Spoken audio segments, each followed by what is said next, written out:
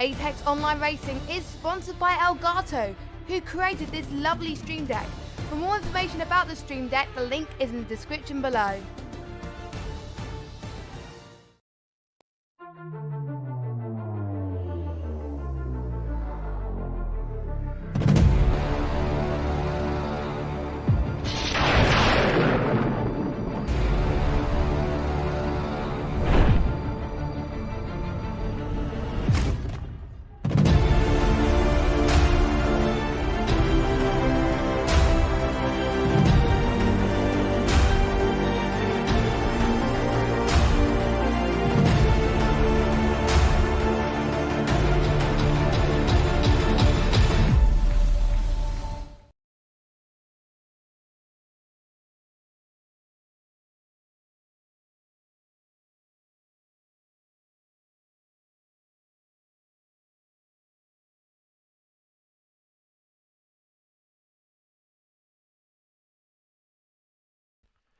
Hello everyone and welcome to Apex Online Racing Assetto Corsa Competizione, Tier number 2, Round 7 here. We are at Imola once again, And it is a very wet session with the weather being just the same as we saw in Tier 1 yesterday. Heavy rain for qualifying as of right now. And alongside me, as always, is Saffzo. Good to have you back in the box, Saffzo, after you weren't here yesterday. Yep, it's very good to be back. It was a shame to miss yesterday, but couldn't do anything about it. But yeah, here for Tier 2, looking forward to it. Hopefully not too many incidents, but hopefully not a boring procession either. Yes, I do agree. I mean, I think it's going to be a delightful one. I mean, yesterday's action, we saw a lot of overtaking considering how wet and tricky this track is, and it seemed like a real race of attrition. So I'm looking forward to seeing that today. And while the drivers are out in qualifying right now, we're going to hop on over and take a look at the current drivers' standings for tier number 2. As you can see on the screen now, Remy Papin currently is the championship leader, but not only the leader, he is the official Tier 2 champion. He won it last time out at Zolder. We unfortunately were not able to get a stream up, so we do apologize for that. But Remy Papin is your season number 7 Tier 2 champion. And behind him is Timo Lebeau, and I'll let Saffzo do a rundown on how some of these drivers have done since you have seen a lot more of these Tier 2 races than me, so if you wouldn't mind. Yep, of course. So Remy Papin is the only driver on the grid, other than Adam Dubil, to get more than one podium during the season. They've had 4 podiums, 3 of which being wins, the other one being a second place in the United States. Their other finishes being 7th in the first race and 5th in the most recent. They didn't seem to do too badly in practice here today, so probably looking to get another win under their belt. Timon Lebeau has had 1 podium in second place. But other than that, they've always finished in the top 17, and that's how they've gone into second place. Actually overtook Com Sinnott, who had a poor result in 29th last time out, but otherwise has actually always finished in the top 10. So they will be looking for a better result today. And then Stuart McLeod got their first podium of the season last time out there. They've been steadily improving, got an 11th and a 29th, and then 9th, 16th, 9th, and obviously 2nd. If they can even go one step further to win, I'm sure they'll be very happy with that. And then another first-time podium finisher in terms of the season, Matthews Bugus. I've probably butchered that name. Got their first podium last time as well, but they've also got a 4th, so they're not unfamiliar to the high positions. But obviously a little bit more work to do if they want to climb the position. It's actually very close in this top bracket of the championship. 280 in second, 254 in 5th. So one mistake could be very costly for any of these drivers. And then Adam Dubil, one of the few other drivers to win a race, and the only driver other than Papin to get 2 podiums, but their other finishes haven't been great. 3 finishes outside the top 25, and then another 10th. So, bit inconsistent, but has potential for good results. And Quinton Sill in 7th with 223. They've had 1 podium in second place. That was in Bathurst. But otherwise, it's been... every other finish has been top 10 or outside. And then Climbs in 8th. Not too much to say there. Matt York has got 1 podium. That was in America. They've, again, inconsistent. First of all, 37th, I believe. That was probably going to the pits and not doing the rest of the race. Then a 5th, 21st, 26th, and 7th. And then finally, in terms of the top 10, Vitaly Limarenko. Just been, thereabouts doing the job they need to do, not really in the high positions. Their highest position being 5th, which they've achieved twice. And yeah, that is the top 10. All right, top 10 looking pretty quick. We're going to go now to the action on track. So we're going to load it up. Let's get some of the volume going back on. And currently we have less than 10 minutes to go into the session. Some of the drivers have gotten their first runs out of the way. And right now, Jay Fang sitting on top. The Aston Martin's actually taking up the top 3 of the grid right now, which I wouldn't say is too surprising after yesterday, what we saw with how powerful and strong the Aston Martins are around this track, especially in the wet. Now, we didn't see any Audis in Tier 1 yesterday, but Remy Papin currently sitting in 4th, once again, our champion for this split, currently sitting in 4th, but half a second off a pole. Actually, no, who am I kidding? Remy Papin just put it on pole by over 2/10 with a 1:47.8 in his Audi. So, yeah, he is definitely looking to get another win today, that's for sure. Yeah, Yeah, I believe that's around the quickest time there was in practice, and there's still 8.5 minutes to go. So there definitely is most likely time to gain. Is Lebeur's gone from 3rd to 8th, so I'd say the track is definitely getting quicker, or drivers are simply, you know, advancing their setups and getting more used to the track. And hopefully we can see more people challenging for pole. Yes, I do agree on that. I mean, hopefully we do see a nice competition. Jay Fang up towards the front. I know last season in Tier 2, when I commentated over, he was a little up and down rocky, and this season it seems like it's kind of the same for him, but up in 2nd place right now in the Aston Martin, pretty good. We got Crop sitting in 3rd. That's a pretty good performance for him so far, as he actually drops to 4th, as Colm Sino, if I pronounce that correctly, up into 2nd now, and Quinton Sill into 3rd. So stuff kicking off, a lot of drivers improving. Not sure if the track's really getting drier per se, but I think drivers are definitely getting more used to the track and possibly making a lot less mistakes right now. And also, for the viewers, please do note if there's any kind of stream issues, please do not hesitate to let us know. There's, ironically, similar weather as what we were seeing in the race outside Fulmery, so I'm fingers crossed nothing bad happens to my internet and that the frames stay up. But just, you know, text in the chat just in case. And that is not Crop. You are exactly right. That is definitely not Crop. I do apologize. That was Paweł Jarzbakowski. Crop is all the way down in 26 in the pit sitting in his Audi. I do apologize. I should have known that because I've commentated over Jarzbakowski before. So I do apologize. That happens to the best of us, don't worry. Yep, so that is okay right now. It looks like Christian Seinhauser, right? He's up into 4th position right now. Definitely some tricky names for me to pronounce, so I'm going to be probably butchering them just as much as you today, Saffzo, but that is okay. We'll do our best.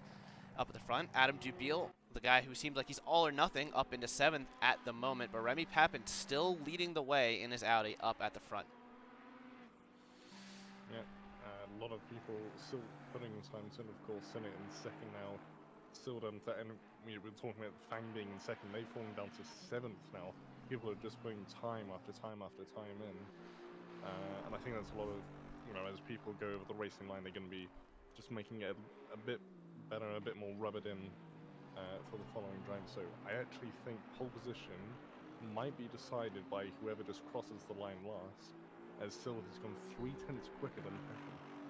Yes, Sill, an absolutely magnificent lap of a 147.4. That would have put him, if I remember correctly, in the top 10, maybe definitely top 15 of Tier 1 yesterday. That 147.4, a very quick time, should be very hard to beat. Still currently setting the benchmark. I do see we have some Colm Sino fans in the chat, so we'll go ahead and quickly look at him. He's one of only 3 drivers, though, in the sub 148, so there's a huge gap from first down as Lundqvistsen, was that Ludvigsen? Ludvigsen currently jumping all the way up in the 2nd. Those Aston Martins looking very, very quick. That's 6 in the top 8. So the Aston Martin car, I think, is the car to beat around this track. Certainly seem that way, isn't it? Although they aren't supremely overpowered. You have several Aston Martins down the sort of 17th, 20th. Timon Lebeur's down in 17th. So I don't know if he's just not gone a good lap in, maybe not comfortable with the setup, but if he doesn't get up to the top time soon, he really could be in trouble in the race. Yeah, he definitely will be in a decent amount of trouble, like you were saying. I mean, he's holding on to P2 in the championship, but as was mentioned previously, there is a very small gap between him and, I mean, actually all the way down to sort of 10th. I mean, the gap was pretty small. Down to 10th, it's only 212 points versus, I mean, okay, 212 to 280. That's a decent gap. But hey, if you're only scoring at the bottom end of the points versus someone scoring at the top end, that's a huge swing nonetheless. So, Timo LeBlue now down in 18th position, but he is in an Aston Martin. So I do expect him to improve, though he is currently not on a hot lap. Looks like he's on an out lap right now, with drivers having 4 minutes, 15 minutes left. He's got about 3 laps left to go before the session will end, and as everyone continually tries to improve on their times. He certainly has not got much time left. Maybe we'll need to check in towards the end of this lap to see whether he's up or not. Has to deal with York at the first corner. Luckily isn't too much in the way. But yeah, we will leave to more focus. As Ludvigsen's gone up to 2nd now, so yeah, Vernon up to 4th, Dubiel up to 3rd, Papin's fallen down to 5th, and they were pole earlier, so don't make your predictions just yet. Definitely not. I actually just, as soon as you were talking about that, switched over to Colm Sinnott, and he actually was over 3/10 up, improving on his lap, possibly challenging for that front row, but then he made a mistake halfway through the lap. So he's going to, through Aqua Minerale, he went wide on the exit. So he's going to go for it again, but I think he's definitely one to watch for towards the front. But yeah, a lot of the cars really kicking off. It looks like the Audi's still strong, and the Porsche definitely has good one-lap pace around here, as we saw yesterday, and then today with Vermin and Climbs. But during the race, as long as they have, if they have any kind of downforce, they're going to be sitting ducks for sure. So we'll have to keep an eye on those cars as they improve. Remy Pappen up 2/10 right now in the final sector. What does he have to offer? Well, if he keeps at that 2/10, it should be pretty spicy for him. See if I can just find him. He's kind of sick. Oh no, he is back out of the lap.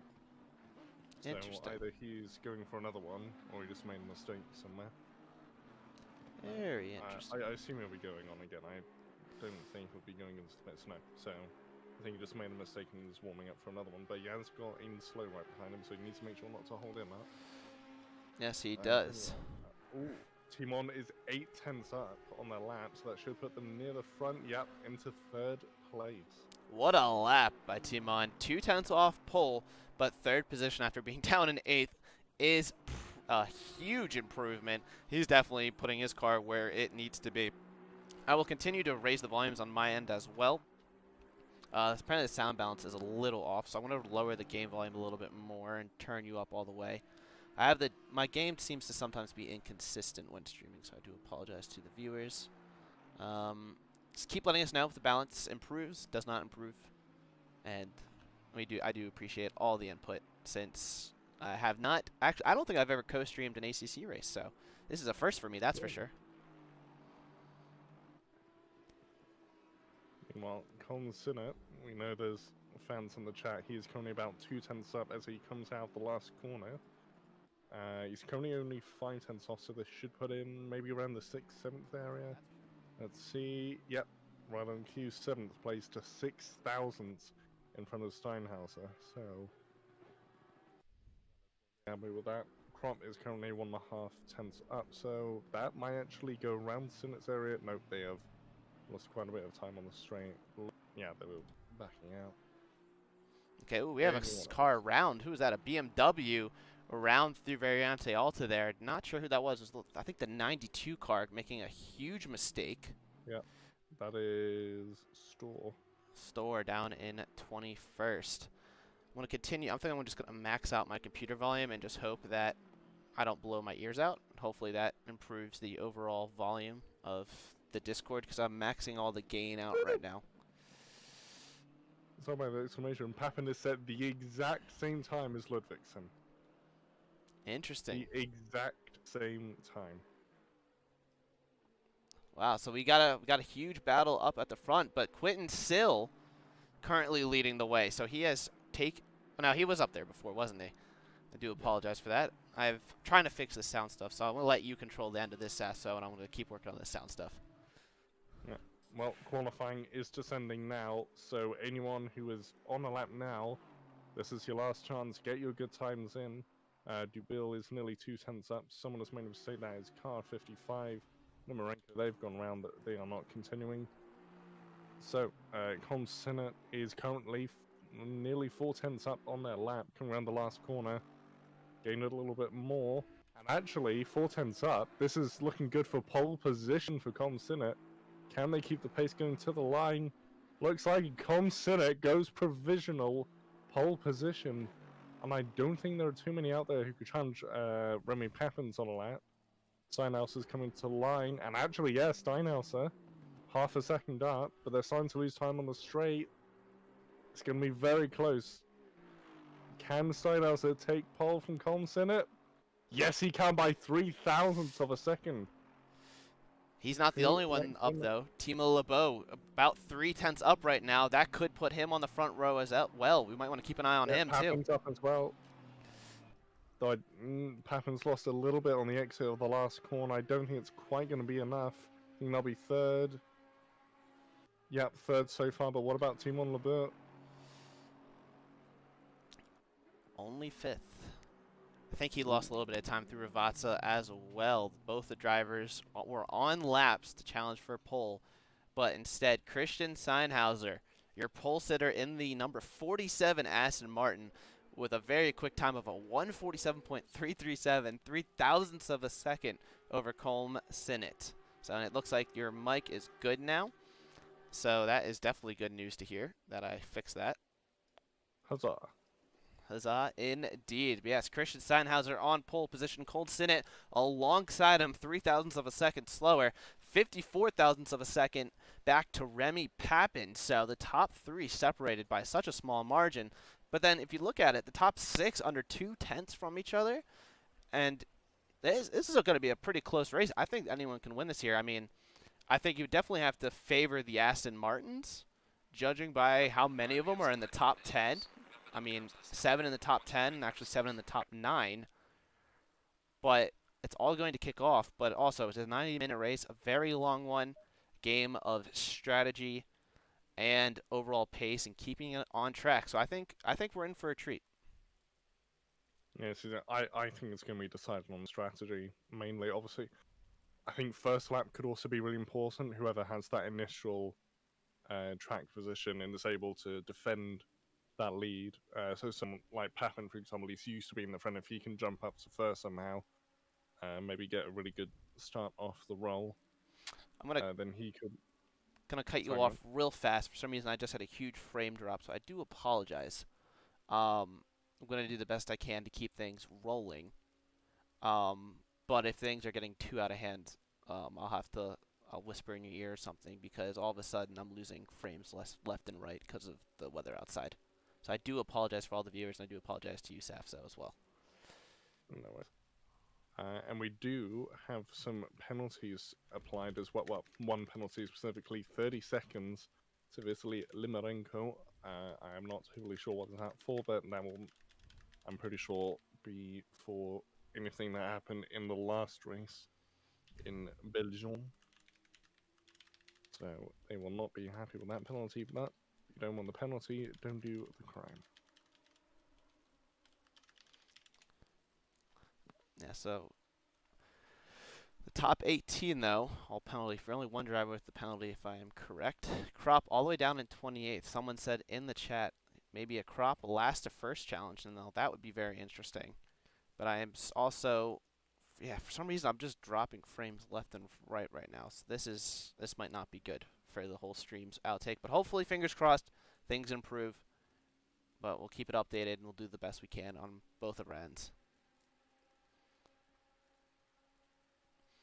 So we'll keep that up, but back to the grid now. Christian Steinhauser on a pole. The weather is going to, you seeing that on the top right? The weather's going to decrease a little bit. Ooh. I think we might. Go on. Sorry, go on. I was going to say, that might be interesting, you know, play into the strategy of the race. If some of these drivers, you know, what we saw yesterday, some drivers stayed out long, hoping for it to go dry. It did not go dry, so they stayed out and then pitted onto another set of wets. But if the rain's supposed to lighten up, we might actually see that 19% chance of dry. So fingers crossed for some of these drivers, because a changing condition race would definitely make it very interesting to watch. Unless that minus is an indicator of drop in air temperature, and if it's that, then that could really affect pressures on the tyres, because in previous races in this tier of the season so far, pressures have actually caused some big issues. I believe it was Bathurst, or in America, the pressures pretty much ruined some people's races because they were too high or too low. So interesting. If it is air temperature that's reducing, which I believe it is, but I could be wrong. I'm not overly familiar with this game. But if that's air temperature dropping, then pressures could play a big part in this race. Yes, that is definitely an interesting development. Because pressures, I mean, that is key, especially with it being in the wet. You know, you're trying to get it around that 30, 31 PSI, and dropping too low or going too high even. The car just feels so unstable. And this track, I don't have any experience driving it personally. I don't know if you do. but from what we saw yesterday, even the best of the best make a lot of mistakes around this track in the rain. And it looks like someone forgot to hit drive. That's the number 64 car. That is Crop. So Crop is starting from the pits. I wonder if he's just deciding he doesn't want to drive today. He's just going to watch. But that is unfortunate to see that Crop is in the pits. But hopefully he gets rolling, though. We'll see what he decides to do. I mean, yeah, it could just be that last person. Maybe it's pit lanes first. That would be even more impressive. I don't believe they even set a time in qualifying, so No, either he did they're not wanting to drive or, yeah, again, from the back. Maybe. I mean, we saw someone yesterday go from pit lane to 10th, so maybe Crop's going to go for that now. As the driver's coming up to the line, we're going to go green very soon. The frame drop has slowed up a bit, so looks like we're good to keep going, but I will keep an eye on that. Coming up to the line now, it's a 1 hour, 30-minute long race. This thing will be an amazing one, folks, so strap in and get ready to go, because we're about to go green here at the Autodromo Enzo Di Dino Ferrari.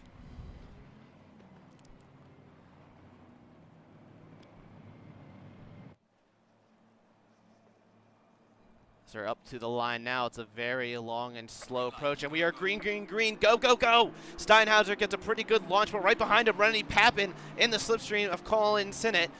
Papin trying to find a way around right now, going into the first chicane. They're going to go 3 wide. Ooh, a little bit of contact between Papin and Steinhauser, and that's going to allow Sinnott to make the move, but they're still side by side in the battle for the lead.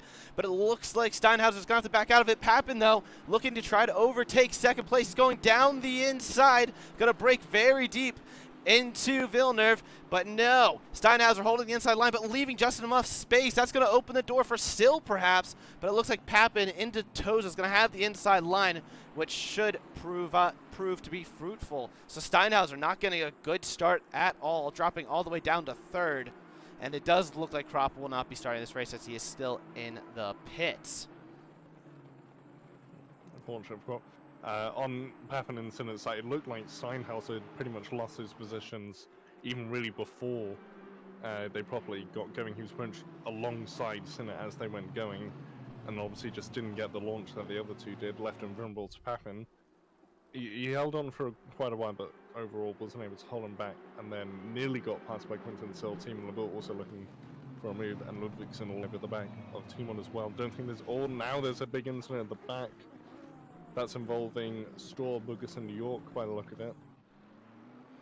Yes, a few cars, it looks like. I'm not seeing any visual damage, maybe just a spinner, because the Bentley and the BMWs at the back seem to be okay. Yeah, I'm not seeing any visual damage, so that's good for them, but it looks like the conditions around this track already catching drivers out at the very least. Now, end of lap 1, though, Colm Sinnott starting to pull away from Papin. Yeah, you're right. It looked originally like Steinhauser had a good launch, but I guess maybe, didn't get the power down quick enough, and that did open the door for Sinnott and Papin. But Steinhauser actually 1.1 behind Papin right now, so really struggling this opening stage, our pole sitter. But there goes Papin, struggling even more, going off the track through the first chicane, and now on the run to Villeneuve, losing some time and under threat from Steinhauser behind. Yeah, Papin is being very aggressive in his first couple laps. Where he just went off there, he just broke far too late trying to gain on the Sinnott, and he actually lost out quite a bit going on the curb. Steinhauser trying to go around the outside. There's been an incident behind it, the chicane. I believe that's car 297. But we're focusing on Steinhauser at the moment. We'll have a look back at that in a bit. Papin's still on the inside, going very defensive at the moment, not wanting to lose position. He wants to go after Colm Sinnott.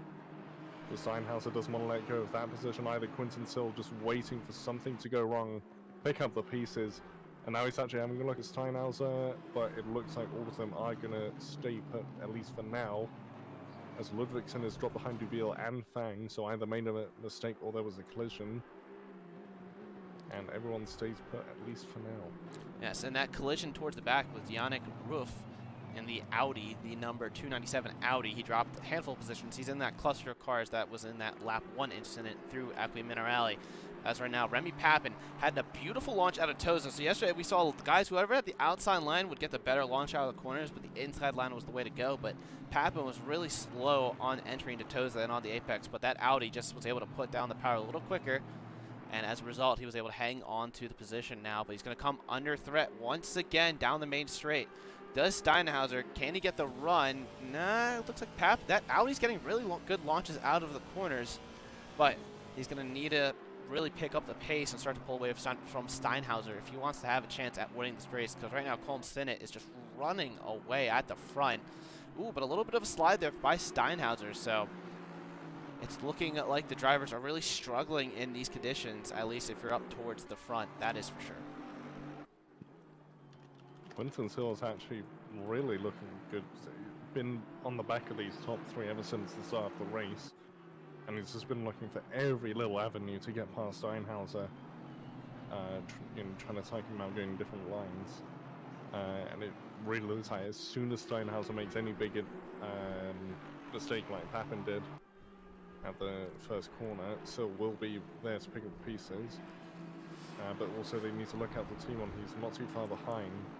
But Sill is really putting Steinhauser under pressure.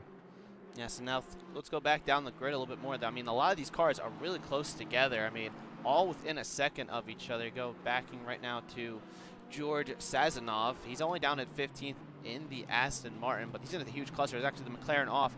That is Van Mervelde. Looks like he made a mistake through Acqui Minerale. He's lost out a handful of positions. He's dropped now behind George Sazonov. He's going to come under threat from the Ferrari of Papale. I believe that's how it's pronounced, behind John Papal. And once again, Van Mervelde made a mistake through Acqui Minerale, losing a chunk of positions. He was in 11th before the mistake, now down to 16th. So the midfield, a lot of these drivers really struggling in these conditions, and it looks like that tire pressure thing could be correct on what you said. I mean, these drivers really struggling for grip out there, so it's going to be a very, very tricky one for a lot of these guys, but we'll have to see now. Lap number 3. Actually, yes, right? 3 are going on 4. I can't count today, it seems like, so it seems like we're both tired. Yes, it seems like we were both tired today, and counting is definitely not our strong suit at the moment. Going around to, got a little bit of Van Mervelde once again under a little bit of pressure from Trickle. It seems like we got this 4-car, actually more like an 8-car train led by Papale in 15th. So the McLaren, though, really struggling after being up towards the front under a lot of pressure from Trickle, but Trickle once again backs out of the move at the last second. Let's go up now to about 10th. Let's see Pauli kind of running by himself in 10th position in the Aston Martin. You can see now that the top 6, well, if you discount Colm Sinnott, who's currently his lead is slowly shrinking to Papin, 2nd through 6th kind of starting to run away from everyone else. There's a 1.7 second gap between Dubiel and Fang. So the Ferrari kind of a little bit of a roadblock right now. He was a second slower than Fang on the previous lap. Fastest lap only being a 1:49.5 versus the 1:48 that the top 6 are doing.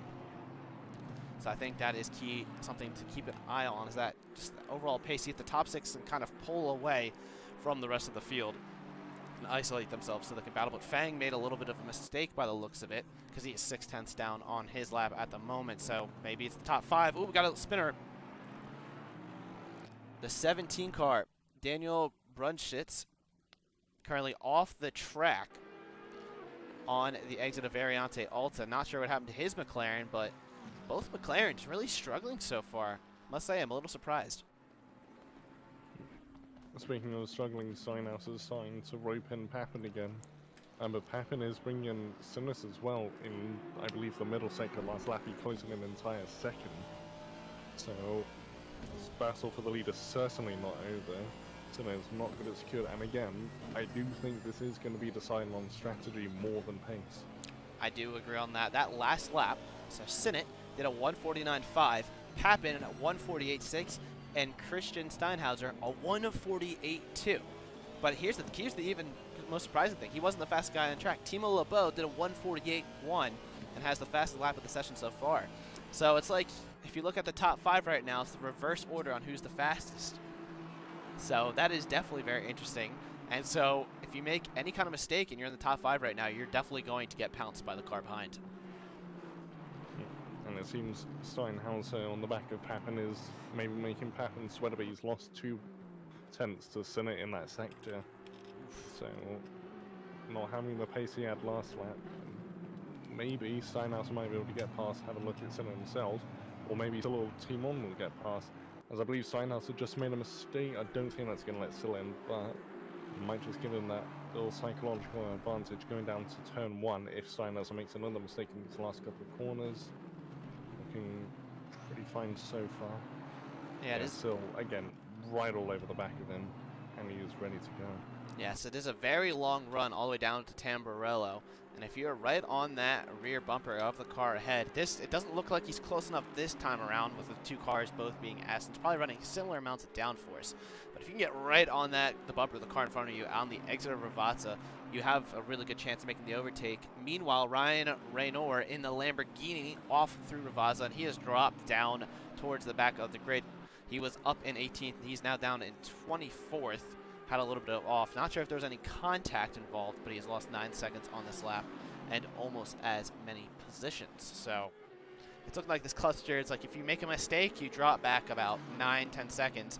As right now, Raynor currently trying to hold on to 24th position, but he's under a lot of threat from the 55 Aston Martin. Ooh, who is off the track? That is Limarenko off the track at Tamburello. He's going to rejoin safely by the looks of it. And up ahead, actually, of Store as well. Kind of just shot off through the first chicane, made 2 overtakes, so he's probably going to have to give that position back. But Limarenko, who has that 30-second time penalty, not only made 1 overtake, but 2 by going off at Tamburello, which is not exactly allowed for sure. Yeah, no, it seems his race might potentially go from bad to worse. He's carrying that stuff. Matt York currently the only person to pit, and not too far in front of Sinnott, so he might cause some issues in this front battle if he decides to stay in front of one of the front runners through a corner, which could cause a little bit of controversy in the chat after the race. I mean, he's not too far ahead of Sinnott, but he's also lapping pretty good. York did a 49.1 last lap. Sinnott, granted, has the fastest lap now. He did a 48.0, so it appears he's listening to us, but this lap time around, he's a lot slower while the cars are behind. So he responded, but then struggled. York, meanwhile, did a 48.4. So he's lapping the same speed as the leaders, as Sinnott did a 48.8 and lost a huge chunk of his lead there because Papin did a 48.0. So 1.1 the gap between first and second position, and behind Papin is the rest of the top 5. So we're going to have ourselves a pretty nice battle for the lead at this rate. But Sinnott really needs to be very consistent, or more consistent, because it seems like he's got raw pace, but he just doesn't have it consistently. But the same you could also say about the top 5, because Papin right there lost 2 tenths through the first sector, and then goes Sill off on the exit of Variante Villeneuve. So it seems like it's a game of attrition already, only 12 minutes into the race. Kind of questioning how some people will survive all 1.5 hours. Yes. And actually, you mentioned Papin doing 48.0. Steinhauser did a 47.7 last lap. Holy cow. So he is well on the pace, or at least he was last lap. Obviously, doesn't quite have the clean air they had last lap, being behind Papin. But also, Timon is pretty much on the back of Sill. As mentioned, made a mistake, not really on the back of Steinhauser anymore. That might be why Steinhauser is really hammering the back of that Audi now. But yeah, again, I just don't see where the overtakes can happen. It surely has to be on either a big undercut, big overcut, or just a mistake. Yeah, that Audi looks like it has a lot of straight line speed. I mean, look how much Steinhauser was able to get, how close he got into the braking zone there on Papin up ahead. But Papin's getting really good launches out of the corners. And so that's probably what's going on here. Is just, you know, he just can't get close enough on the straights to justify a late move in the corner, and back and forth as Sinnott and Papin basically match each other that time around. Steinhauser dropping off a tad. But they're still looking a little bit under pressure from Timo Lebeau in the background. Lebeau pretty close, putting on the pressure on the other Aston Martin up ahead. And he doesn't really have a threat from behind from Jay Feng. Meanwhile, Mike Verman running on the rear bumper of Adam Dubiel when they came across the line. But that Porsche definitely does not have good straight line speed at all. So I think he's going to find a lot of trouble making any kind of progress up the field, no matter what kind of pace Verman has. But looks like the top 11, gap between 11th and 12th. So these cars are really starting to gap each other as there's someone off through Tamburello. That was the That 12th car. That's Trickle, and they've jumped to the pits. I think that's race over for them. That is unfortunate. He was running in the top 20. Not sure what happened there, but yeah, it does look like that is probably race over for him. Very unfortunate for the Aston Martin driver, who was he was having a decent result. So, but back up towards the front right now, Papin is a lot closer to Senna. He's really just absolutely blitzed it this lap. 6/10 improving on his 147.9, and he is starting to reel in Senna. He ran away from Steinhauser those first 2 sectors of the lap, and now he's already starting to put a little bit of pressure on Senna. And it's not even due to Senna's fault. Papin absolutely lightning this time around. And coming out of Rvatsa, looking like he's going to do a 47.4, maybe a 47.3 this lap, almost matching the pole time in qualifying.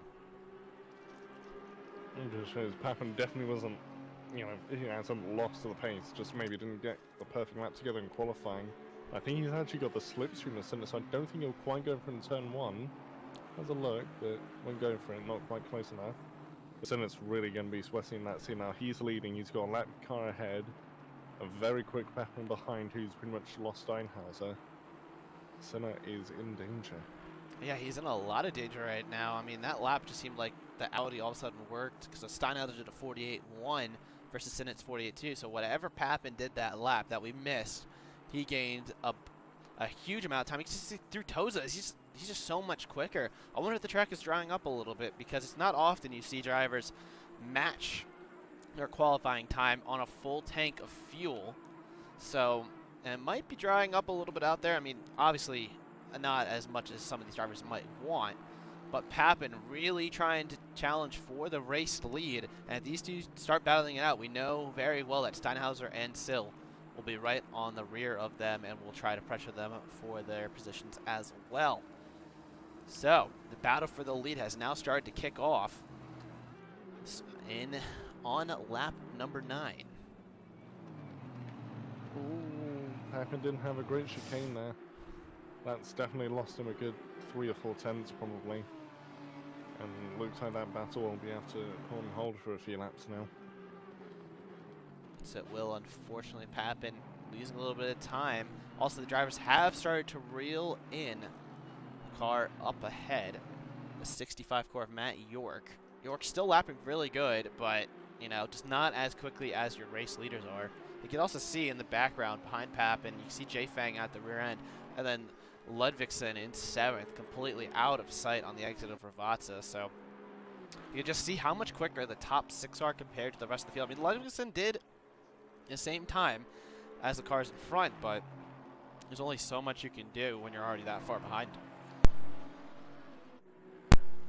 Also, Mike Vermin made the move on Adam Dubiel. We did happen to miss that, and I was talking about how, hey, that Porsche really going to struggle to make the overtake on the Ferrari, but he was able to make it work. So Vermin up into 8th position, Adam Dubiel down to 9th. A little farther back, we got Paweł Jarzykowski holding up another Porsche of Jan Klimes in that purple Porsche. Currently held up, and behind him is George Sazonov. So 3-way battle here for 12th, with Jarzykowski kind of holding up the 2 cars behind. We're probably trying to reel in that set of 4 cars up ahead. So Battles all over the place. Thank God. no, you're good. You're good. So it's a fair few belts up front of the field, sorry, but definitely the one we'll want to be focusing on is one in the front. Van Meermild who's coming to the pits. Ooh, they've got a bit of damage on the rear end, so that's most likely why. Papin has lost a bit to Senna. Steinhaus has pretty much stayed as is. So actually, Timon's the closest one to actually making a move in the top 5.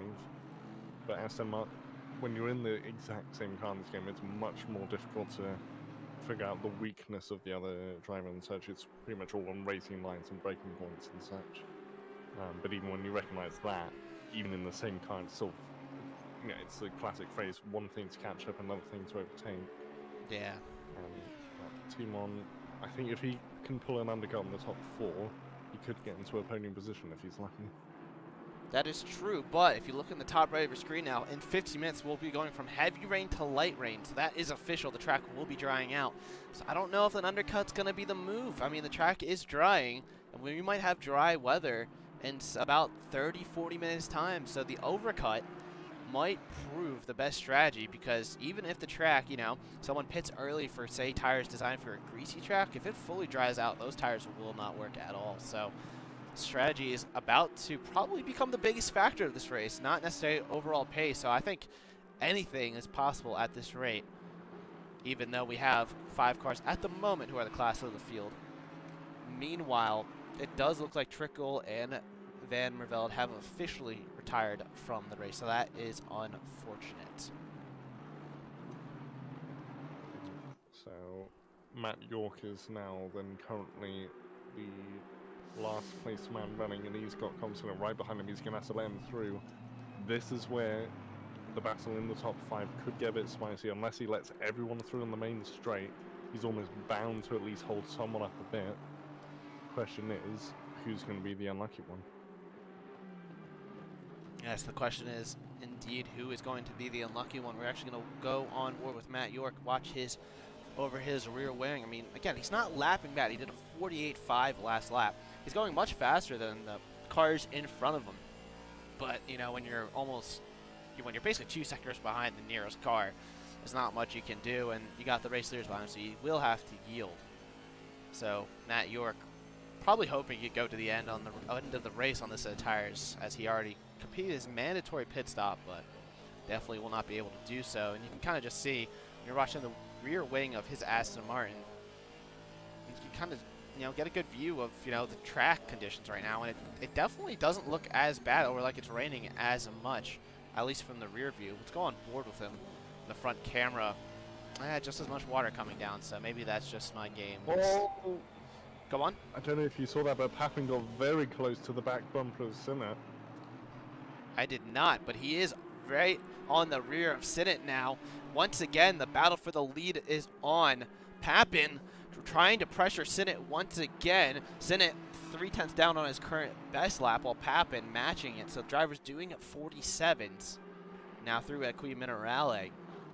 Papin very, very close to Sinnott. Look at that. Sinnott going a little deep, riding the curb. Nothing is between the 2 cars now. Will he go for a move maybe into Alta? No. A little too far back. Ooh, he throws a dummy though. Papin. Yeah, I think. Sorry, go on.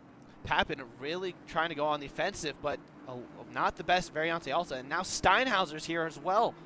Steinhauser has joined this fight. We got a 3-car battle. Papin losing out some time through Alta. Sinnott losing even more time this lap. And now Steinhauser's been brought back into the equation. So it's going to be an interesting run all the way down to Tamburello. Yeah, it's been a question of slipstream and who dares to brake later. Papin got a much better slipstream than Steinhauser might have.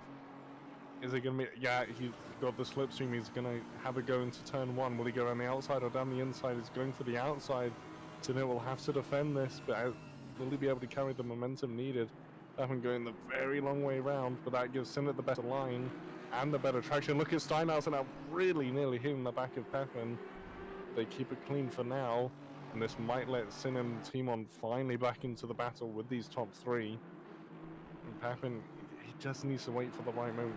The outside, I don't think is the right way to go at turn 1. Line needs to go down the inside there, or maybe even just trying to get on the straight before the braking zone. Otherwise, he's really going to struggle to get past. Yeah, that Audi's really a rocket ship in a straight line. You can just see how much overspeed he had, because he wasn't exactly on that rear bumper coming out of Ravazza. But yeah, the outside line, probably not the best line to take for turn 1 unless you're able to brake later, but I don't think his Audi's able to do so. And, I mean, both drivers leaving plenty of space for their rival. Very respectable driving, but as a result, he's got to be careful, because, you know, you saw Steinhauser just almost made the move on Papin, almost made Papin pay for it for trying to make the overtake on the other Aston Martin ahead. But yes, this has definitely brought Sil and Timo back into the question now, each of them just over a half-second behind the car ahead. So once again, we have a 5-way battle for the lead, with Sinnott leading the charge here, coming on the end of lap 13. And again, look how close York is. He could still play a part in this. If he gets Sinnott some slipstream and then lets him through, that could just save him from Pappin, and then maybe have a car between those two and Steinhauser. That would completely change the dynamic of the battle. But also Pappin needs to remember to be patient. There's still over an hour left in the race. I mean, some of the races are an hour in total. We've got over an hour left in this race still, so Pappin just needs to wait. I think after the pit stops might be the best time to get the move done anyway. Maybe. So, I mean, who knows if whose car is set up for any kind of light rain conditions or dry. I mean, the light rain, it doesn't show anything about not as increasing or decreasing rain, so there's no guarantee for it to dry, but we did talk about before the race how there's high chance of changing conditions, and obviously as the water on track changes, cars, you know, I do expect them to work differently. I mean, I don't know if you see it, but on that rear wing of that Audi, it kind of looks like it's set for Monza with how, you know, flat it is. So we'll see. Have to see if that helps them or hurts them as the track changes going forward. Meanwhile, a little farther back, we do have some changes in position down the order. Let's go down to James Cowley. He is currently by himself. Let's go a little in front of him. Remember, Jan Climbs. He actually just cleared the Ferrari of, is that Papale? Who's under pressure behind him. It's not, he definitely just cleared a car. Climbs is up into 12th. Looked like Paolo Jarzmakowski lost out to Climbs. Sazonov was actually ahead.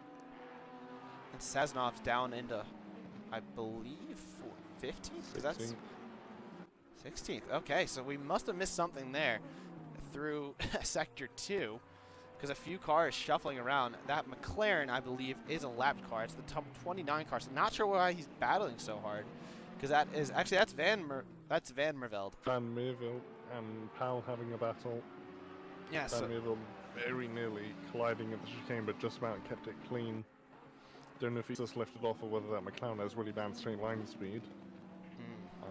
But that is a very tight battle to potentially watch in the top 5. Nothing's really changed. Pappin all over the back of Sinnott. But again, there's just so little opportunity in this track with these cars to make a move. Yeah, but York is once again just right there, so he definitely will play a part in this battle. Also, I do apologize because Van Mervelde, I thought he retired from the session, but I guess he did not. But he's instead battling through the midfield. So he's trying to make his way through. He has stopped, of course, but you know, he is a few more laps behind everyone else. Well, just one lap behind everyone else per se. But definitely interesting to see what happened with Jan Climbs, Jarzmakowski, and Sazonov, because Sazonov was leading that group, and then Climbs made the jump, so it might have been a mistake through Toza or something, or the two of them maybe getting out of sorts, because Climbs was, you know, running away from them on the exit when we jumped on board. Speaking of which, we have a car off. That is Ruoff off at Toza. Not sure if it was on his own accord. He was running in 14th. Now going to drop to 17th, possibly lose another position behind Papale. So the changing track conditions, catching drivers out still. But the top 5 still holding position with Sinnott leading the way, but not by much from Pappin, Steinhauser, Sill, and Timo Lebeau. And Sinnott didn't just have not such a great line in the penultimate corner, which means he might be vulnerable to Pappin. If Pappin can use that toe, he'll surely need to go to the inside if he actually wants to get the move done this time. That looks like what he wants to do. Going to the inside, massive overspeed and comms in it. Obviously must have a very low error setup like you were saying before. And he's got the move done before the braking zone, like I said. Question is, can he hold on to that now? Yes, that is the question. He won't have Sinnott's lines to adjust to. That is true. Can he hold on to it? And now with Matt York right there, will he disrupt this battle? Who knows? But Pappin, your new race leader, trying to go for, I believe, his 3rd win on the season, if I'm correct. 4th win. I do apologize. Albie's just made a mistake. Ooh, but looks like Sinnott not able to capitalize on that mistake. Steinhauser, though, on the rear end of Sinnott. So Sinnott maybe thinking about the long run here, you know. Maybe not trying to just send it around the outside, knowing that he's got a very fast car behind him as well. Actually got a fast 3 cars behind him. Just Steinhauser all over the gearbox of the 555 car. But Pappin leading the way now from this top 5. And actually, every position is really crucial to Senate here because he's only 16 points behind Timon in the championship. And of course, next week is the last race of the season. So every point at the moment is going to count. If he can get back past Papin, I believe I believe if Timon stays where he is and Con takes the win, he'll take second in the championship. And then Timon would go down to third because I don't believe Stuart McLeod is 10 points. I believe. Interesting develops. It's going to be dry in 15 minutes. The rain will stop, so won't be dry in 15 minutes, but the rain will stop, folks. So here we go. Changing conditions indeed. We're going to have a dry track at some point today. So that will definitely play probably the biggest part into this race. So I think pit stops will definitely, like you were saying, you know, who tries to pit when, you know, that... It's got to be overcut now. Yes, it's got to be the overcut indeed. Who's going to decide to just bear it out that little bit longer on the wets, or who decides to go bold on the dries when the track goes greasy? We'll definitely have to keep an eye on that. That is for sure. But it's also for sure that Matt York might be holding up a little bit, these race leaders, because they're starting to get a little bunched up. I mean, LeBeau and Sill were over a second adrift from the cars around them, and now they're within half a second. So York, a little bit of a roadblock for the race leaders, not really yielding up at the front. Meanwhile, I know Slow was right behind Vermin in the battle for P8, but Slow must have made a mistake as he lost well over a second on the last lap alone. Vermin was a lot closer ahead of him, but the car is starting to be spaced out behind him. Ooh, behind him it looked like Pal Lee on my screen was about to just go right into the wall, but a little bit of an internet issue there for me, or for his connection. Pal Lee, though, running in 11th. I haven't really talked about him. How has he done this season, actually? You know, let's give a random driver spotlight to Mr. Pal Lee, down in 25th in the championship. His best finish on the season is a 9th. And that was in race 2 at Donington. So Pal Lee trying to possibly match his best position, but currently stuck behind Mr. Adam Dubiel, who's been an all-or-nothing driver, who's currently running in P10. So some battling towards the back of the field. Sazonov behind Mark Bastida. That's the battle for 14th. Bastida in the Bentley. That very interesting Bentley. I don't know if you've ever... Do you like the Bentley in this game? What are your thoughts on that car? I haven't really... From what I've driven, it's been a bit on the lesser side. I've usually stuck more with the McLaren and the... Very occasionally, if I want to mess around a bit, the Honda, but usually McLaren is the default one to go to for me. Gotcha. See, I've driven a lot of cars in this game, but the Bentley is one of the only cars I've refused to drive because the steering wheel is on the right-hand side, and with me being an American, I'm used to the left-hand side. Right. But speaking of the Bentleys, under threat from Sazonov now. Sazonov trying to go side by side. Ooh, but he eats too much curb into the entry of Tamburello. Makes contact on exit of the first part of that chicane. Sazonov making the move stick, but that was definitely due to the contact there after Sazonov just absolutely ate the entry curb into the first part of Tamburello. But rising right now, Sazonov up to 14th and Bastida down into 15th. Let's go back up towards the front now. It looks like Remy Papin was able to clear Matt York. Actually, a few cars, the whole top 5 cleared Matt York. So clean air now for the front runners. Yep, it was pretty much, I think, exactly a lap ago going into the chicane where York let the top 5 through all in one fell swoop. So actually he didn't disadvantage anyone, which is very good to see. Now the top 5 is all within, what, 2 seconds of each other from 1st to 5th? Yeah, just about, so, yeah. Yeah, it's all going to be a case of who times the move onto potentially dries or maybe just tyres that are more geared towards the lesser wet conditions, because again, if it doesn't get wet enough to move on to, you know, the dry setup, dry tires, etc., yeah, it's going to be a case of you're going to have to adjust the aero, they're going to have to adjust the pressures. Pit stops will be absolutely crucial, especially if it is actually dry enough. Yes, you're absolutely right. Now, one thing I noticed on that previous lap, I mean, we already kind of figured out that Papin's running a lot less aero than Sinnott behind him, but if you look at corners like Variante Alta, I mean, Papin was like a half second ahead, and then on the exit, Sinnott was able to completely eliminate that gap just through the corner alone. So Papin, who's very good in a straight line, which is probably what you need to have around here if you want to make the overtakes work. But Sinnott, if he's definitely going to be able to pounce on any mistake that Papin makes because he's just able to brake that much later. But now the rain now is officially just transitioned over to light rain and not heavy, and it's going to continue to lighten up throughout the next 15 minutes. So I think things are about to kick off in the next 15 minutes. The question is who's going to pull the trigger first in this top 5, because the undercut could work. I mean, if going on to a set of dries, as Steinhauser loses a lot of time to Acqui Minerale, didn't really get to see his mistake there, but there goes Papin. He gets such a good launch out of Alta. It's kind of impressive how much launch that Audi gets out of the corners compared to the Astons behind. And in terms of the battlefield front two, that's still half a second, then a full second to Steinhauser. Well, of course, that's based on the last sectors. Steinhauser looks a little bit closer than a second now.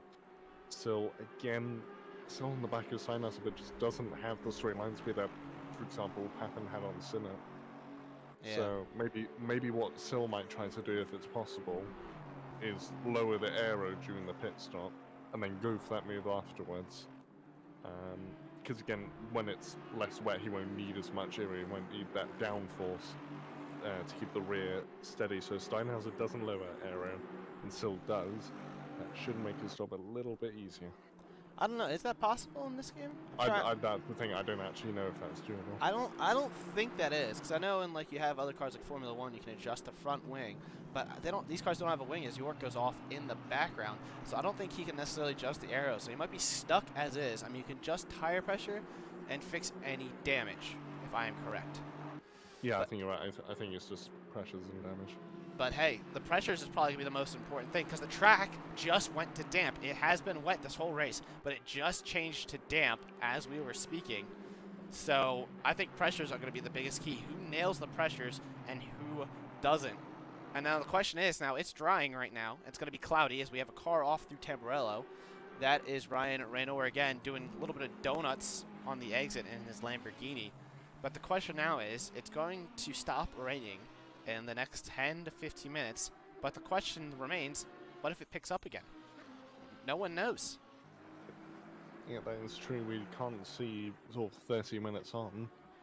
So if the rain does pick up again, people adjust to the dry conditions, not keeping that in mind. That could really throw a spanner in the works. Especially for those who especially gear towards the dry, and then those going to go more conservative, more sort of in between. They'll really benefit if it does go back to rim.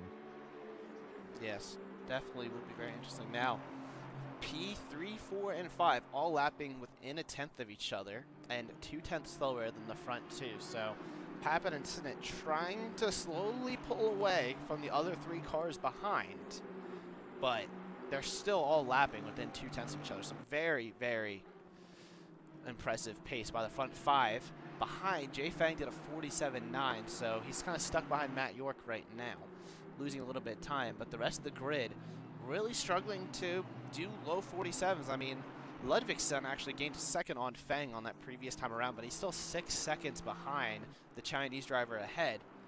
And behind that, everyone's really doing mid to high 47s, if not 48s. The only driver to actually show really, really good pace that's not in the top 5 is Yannick Ruoff in the Audi. He did a 146.9 last lap. So the 297 car flying, but unfortunately stuck down in 15th. And I think 297 has had at least 1 or 2 spins during this race, if I've seen correctly. So, so if they were able to hook it up in qualifying and not have those mistakes in the race, could have been part of this top 5 battle and make it a top 6.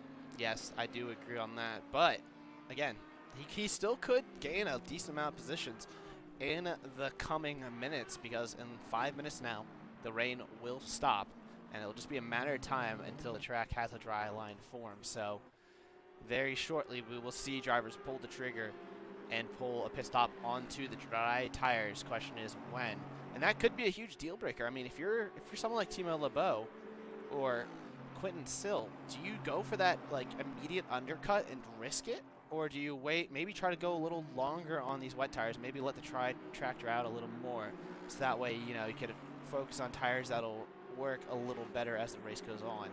Because there's really you really don't get told when to switch to dry tires in this game, so strategy is about to become a huge factor for this race win.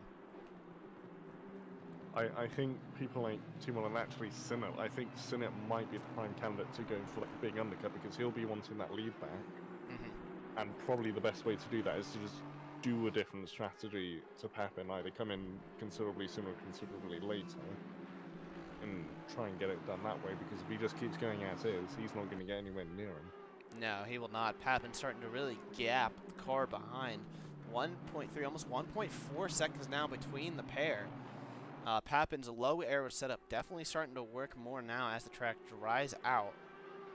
So, wonder if that is down just setup or tires or just overall driving. But either way, Papin pulling away from the Aston Martins behind, which their biggest advantage was definitely the wet track. I mean, that's what we saw yesterday and what we were told by the drivers in the post-race interviews. And now today, it's looking like as the track's drying out, other cars are coming into play. Because, I mean, we have Ruoff, who's now run down the Bentley up ahead. So, yeah, he did a 46.6 last lap, almost matched Remy Papin's lap time. And now he's pressuring the Bentley and Ferrari up ahead, who are actually going to battle. Nope, the Bentley backs out of it, going into Alta. That might open the door for Ruoff, though, in that 297 Audi, who's made a few mistakes in that good time racing Audi. But looking very quick down the order. Maybe able to provide a little bit of action for us in the back of the grid. That would be pretty cool. You know, we've got a four-way battle essentially for 12th brewing towards the back. So I think let's keep an eye on this one, see if Ruoff can get a good run down the main straight. It looks like he's running a lot lower aero than the Bentley, judging by how the rear wings look. But as they cross the line now, hard to tell if he's going to be able to make the overtake going into Tamburello. I think he's definitely too far back. Yeah, it doesn't seem to have quite the straight line speed. By the looks of it, it looks like it's going to be the exit of the corner, where it's going to get moved on over here, for example. If Vasily got a bit of a worse exit out of there, I reckon he probably would have gone for it at that point. I don't think he'll have to wait another lap or so. Yeah, he's able to brake really late, and Jarvis Costa making a little bit of a mistake on the exit of Villeneuve. Slightly made, you know, it might have opened up a door there if it was on a wrong straight, but yeah, look at the speed on the apex that Ruoff had compared to the front two cars up ahead. He just closed it up. I mean, his car looks like he's running no downforce, but he's able to take the corners insanely well now as the track is changing. I mean, look how much speed he just carried through Piratella. He's all over the back of that Bentley. Had to probably lift off a little bit too much there. But this Audi looking very, very quick and out of place right now, down into 15th position. Definitely a prime candidate to possibly try a different strategy, get a few positions, and work his way farther up the grid. Oh, almost going into the back of the Bentley there. That was close. That could have ended very badly. Yeah. That could have been a pretty big wreck, a nice three-car wreck. Thankfully, he backed out of it and loses a little bit of time. Speaking of the Bentley, he's going for the move on the Ferrari. Mark Batista going to try to go around the outside through Ravazza, but not much. Oh, very good. Very, very good.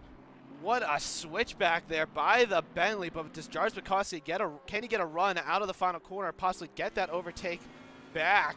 Bentley looking a little quicker in a straight line, though, and Ruoff is into the pits. He's the first driver to pit now with the track changing, so we'll see. I have to keep an eye on his pace 100% now as Jarvis Bukowski not able to respond to that beautiful overtake by Mark Batista. Yeah, that was really well done. He purposely put the Ferrari on the inside line, knew that would compromise him on the exit, and then just went for a foul sweep. Thank you very much. I'm popping off to the shops. You can stay on the track. I'm taking that position. Yeah, fantastic stuff by Batista. Let's go back up towards the front now and take a look at Remy Papin. Now 2 seconds clear of Colm Sinnott, so Papin still increasing his lead on the Astons behind, but the rain has fully stopped now. You can see that not only through the cameras, but also in the top right, that it will be dry, and will be dry for the next 15 minutes.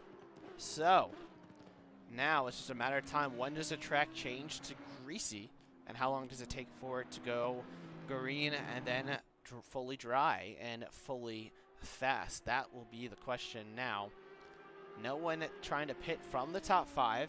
Only one who's pitted so far is Ruoff, which, you know, he'd have to be pitting for dries, that's for sure. Jay Fang down 6, not pulling the trigger. Matt Yorkich. Oh, so we have a car off through Alta. Who was that? That's Sozanov. Suzanov. So, he's got a decent amount of front end damage too. Oh no, that's a different Aston Martin. It looks like maybe Pal Lee up ahead. Is he in an all-white Aston Martin? Someone has a lot of front end damage that we just saw, and it's not Sazonov, but Sazonov was the car off. There's Jars because Is it Limarenko? Might be. Batista way up the order. He's going into the pits now, but who was the Aston Martin with a lot of damage? It's Limarenko. Limarenko. All right, so in 20th position, Limarenko with a decent amount of front end damage, and he's got 30-second time penalties. His name, but Sazonov, Batista, and Bogus. We have not talked about Mateusz Bogus a lot in the pits that's now. Another off. Who was That's that? Ludvigsen. Ludvigsen, who was running very strong in 7th place, now going to be under pressure. From Pauli, he's going for it down the inside. He's going to have to outbrake. Please don't make a collision. Keep it clean. Oh, no, they have collided. And look at Ada Slow. They're trying to get through. They've got past Ludvigsen. What about Pauli? No, not quite. So Ludvigsen has gone from 7th to 10th in the matter of a few corners. One mistake being very costly, but the track is definitely trying, that's for sure. These drivers really struggling for grip right now. Ludvigsen running 7th, down in 10th. Fantastic overtake, though, by Pal Lee there, making it stick. I didn't see any contact on my screen. It looked like he kind of fed in perfectly, as we are now halfway through the race. But we can tell that as Papin is into the pits. Our former race leader, Remy Papin, into the pits now, presumably for dry tires. He has decided that now is the time to go. Question is, can Colm Sinnott and the rest of the Aston Martins, can they make the overcut work? And as you said, Vermin also into the pits as well. Leon, Ludvigsen in. Oh, look at that. That whole train of cars all into the pits.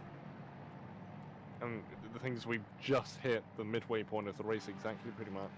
So pit window is definitely open. Cowley's come in. Dubil stays out. John Powell, he comes in. Marcus Dorr, he stays out. Limarenko surely will come in, yep.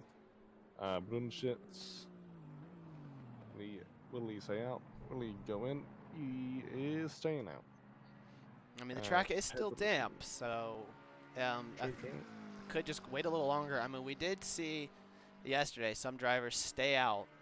You know, they stayed, I mean, I can't think of his name all of a sudden. Kevin Zaklari stayed out until 10 minutes to go. I mean, it was a full wet race, but he stayed out till 10 minutes to go and lightly fueled the car. So these guys up, you know, currently staying out might be thinking, all right, track only just went greasy now. Maybe let's wait a tad bit longer on these wet tires to try to make the overcut work and make the cars lighter when you go into those fresh, dry tires. So strategy definitely coming into play as Remy Papin out of the pits already and miles ahead of anyone else. So it just goes to show the pace difference between the leaders. Sinnott is in indeed. So is stays out. Ooh, Steinhauser staying out. Very bold move by him. Timon coming in nearly hit Sill. Ooh, that would not have been good at all. Hopefully he did not speed. Otherwise, a stop-go time penalty would absolutely ruin his chances of not only a race win, but holding on to his championship position. Jay Fang has also come in. What about Climbs?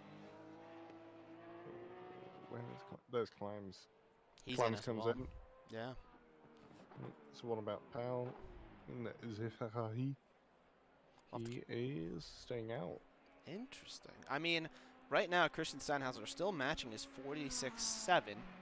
So he is very quick right now. Remy Papin, meanwhile, we don't have a delta as he has not crossed the line yet. But Giannik Ruoff, remember how he pitted early? You know, he's the first one to pit. Yeah. He's currently 3.94 seconds faster than his personal best of a 146.6. So the dry tires are certainly faster than the wet tires at this stage, assuming you have your pressures right. Question is, though, what drivers put the pressures for a greasy track and what ones put them for a full dry one? That because that could be huge as well. But Yannick Ruoff currently almost 5 seconds ago. Oh, but he goes off through Equiminerale. So even though he's insanely faster than the wet tires at the moment, he doesn't seem to have the grip. Sinnott's been jumped in the pits by Sil and Timon. Very interesting. Now, where's Remy Pappen in comparison? Pappen is way way ahead. up the road. Way ahead. It's coming in that But lap early. Really helped him. This means Steinhauser could be in really big trouble then if they're having this big of an advantage. He's into He's the probably pits. going to be... Yep. But I reckon he's going to be behind Sinnott. I think so, too. I think Pappen, you know, it's his race to lose now. I mean, he's a little slower than his previous best at the moment, but he's still 5.4 seconds clear with a one-lap undercut. Insanely powerful in these changing conditions. He's getting the car really nicely hooked together and showing some really good pace. Meanwhile, Yannick Ruoff only did a 1:49 last lap, really struggling through the final sector of the lap. So even though he was showing some lightning quick pace, he wasn't able to finish the lap off properly, which that could be down just to his inconsistency so far. Meanwhile, Paweł Jarzbakowski takes the lead of the race, although he is on wet tires still. Him, Dubiel, and Brunschitz still out on track on their wet tires. So bold moves by those three as Brunschitz is into the pits. So only 2 drivers left. Steinhauser, meanwhile, is moving, but where will he come out in respect to Pappen? Oh, he's going to be far behind. Pappen's already coming up to the line. I don't know. Steinhauser's at the pit exit, almost at the pit exit now. He shouldn't be too far behind. Pappen's already gone past. True, Pappen has gone past. Steinhauser has gotten moving. It looks like, will he stay ahead? Let's go on board with him. He's going to be still decent ways ahead of Sil and LeBeau, though. That is very surprising considering how much quicker the dry tires seem to be. Yeah, so I don't know what Pappen did on that one lap difference, but Pappen has absolutely blitzkrieged it with that undercut. He's now 7 seconds clear of the cars behind. So is Audi doing absolutely miraculous things right now. Meanwhile, still trying to find a way around Steinhauser, whose tires are definitely not up to temperature. And still looking very, very quick behind the Aston Martin up ahead.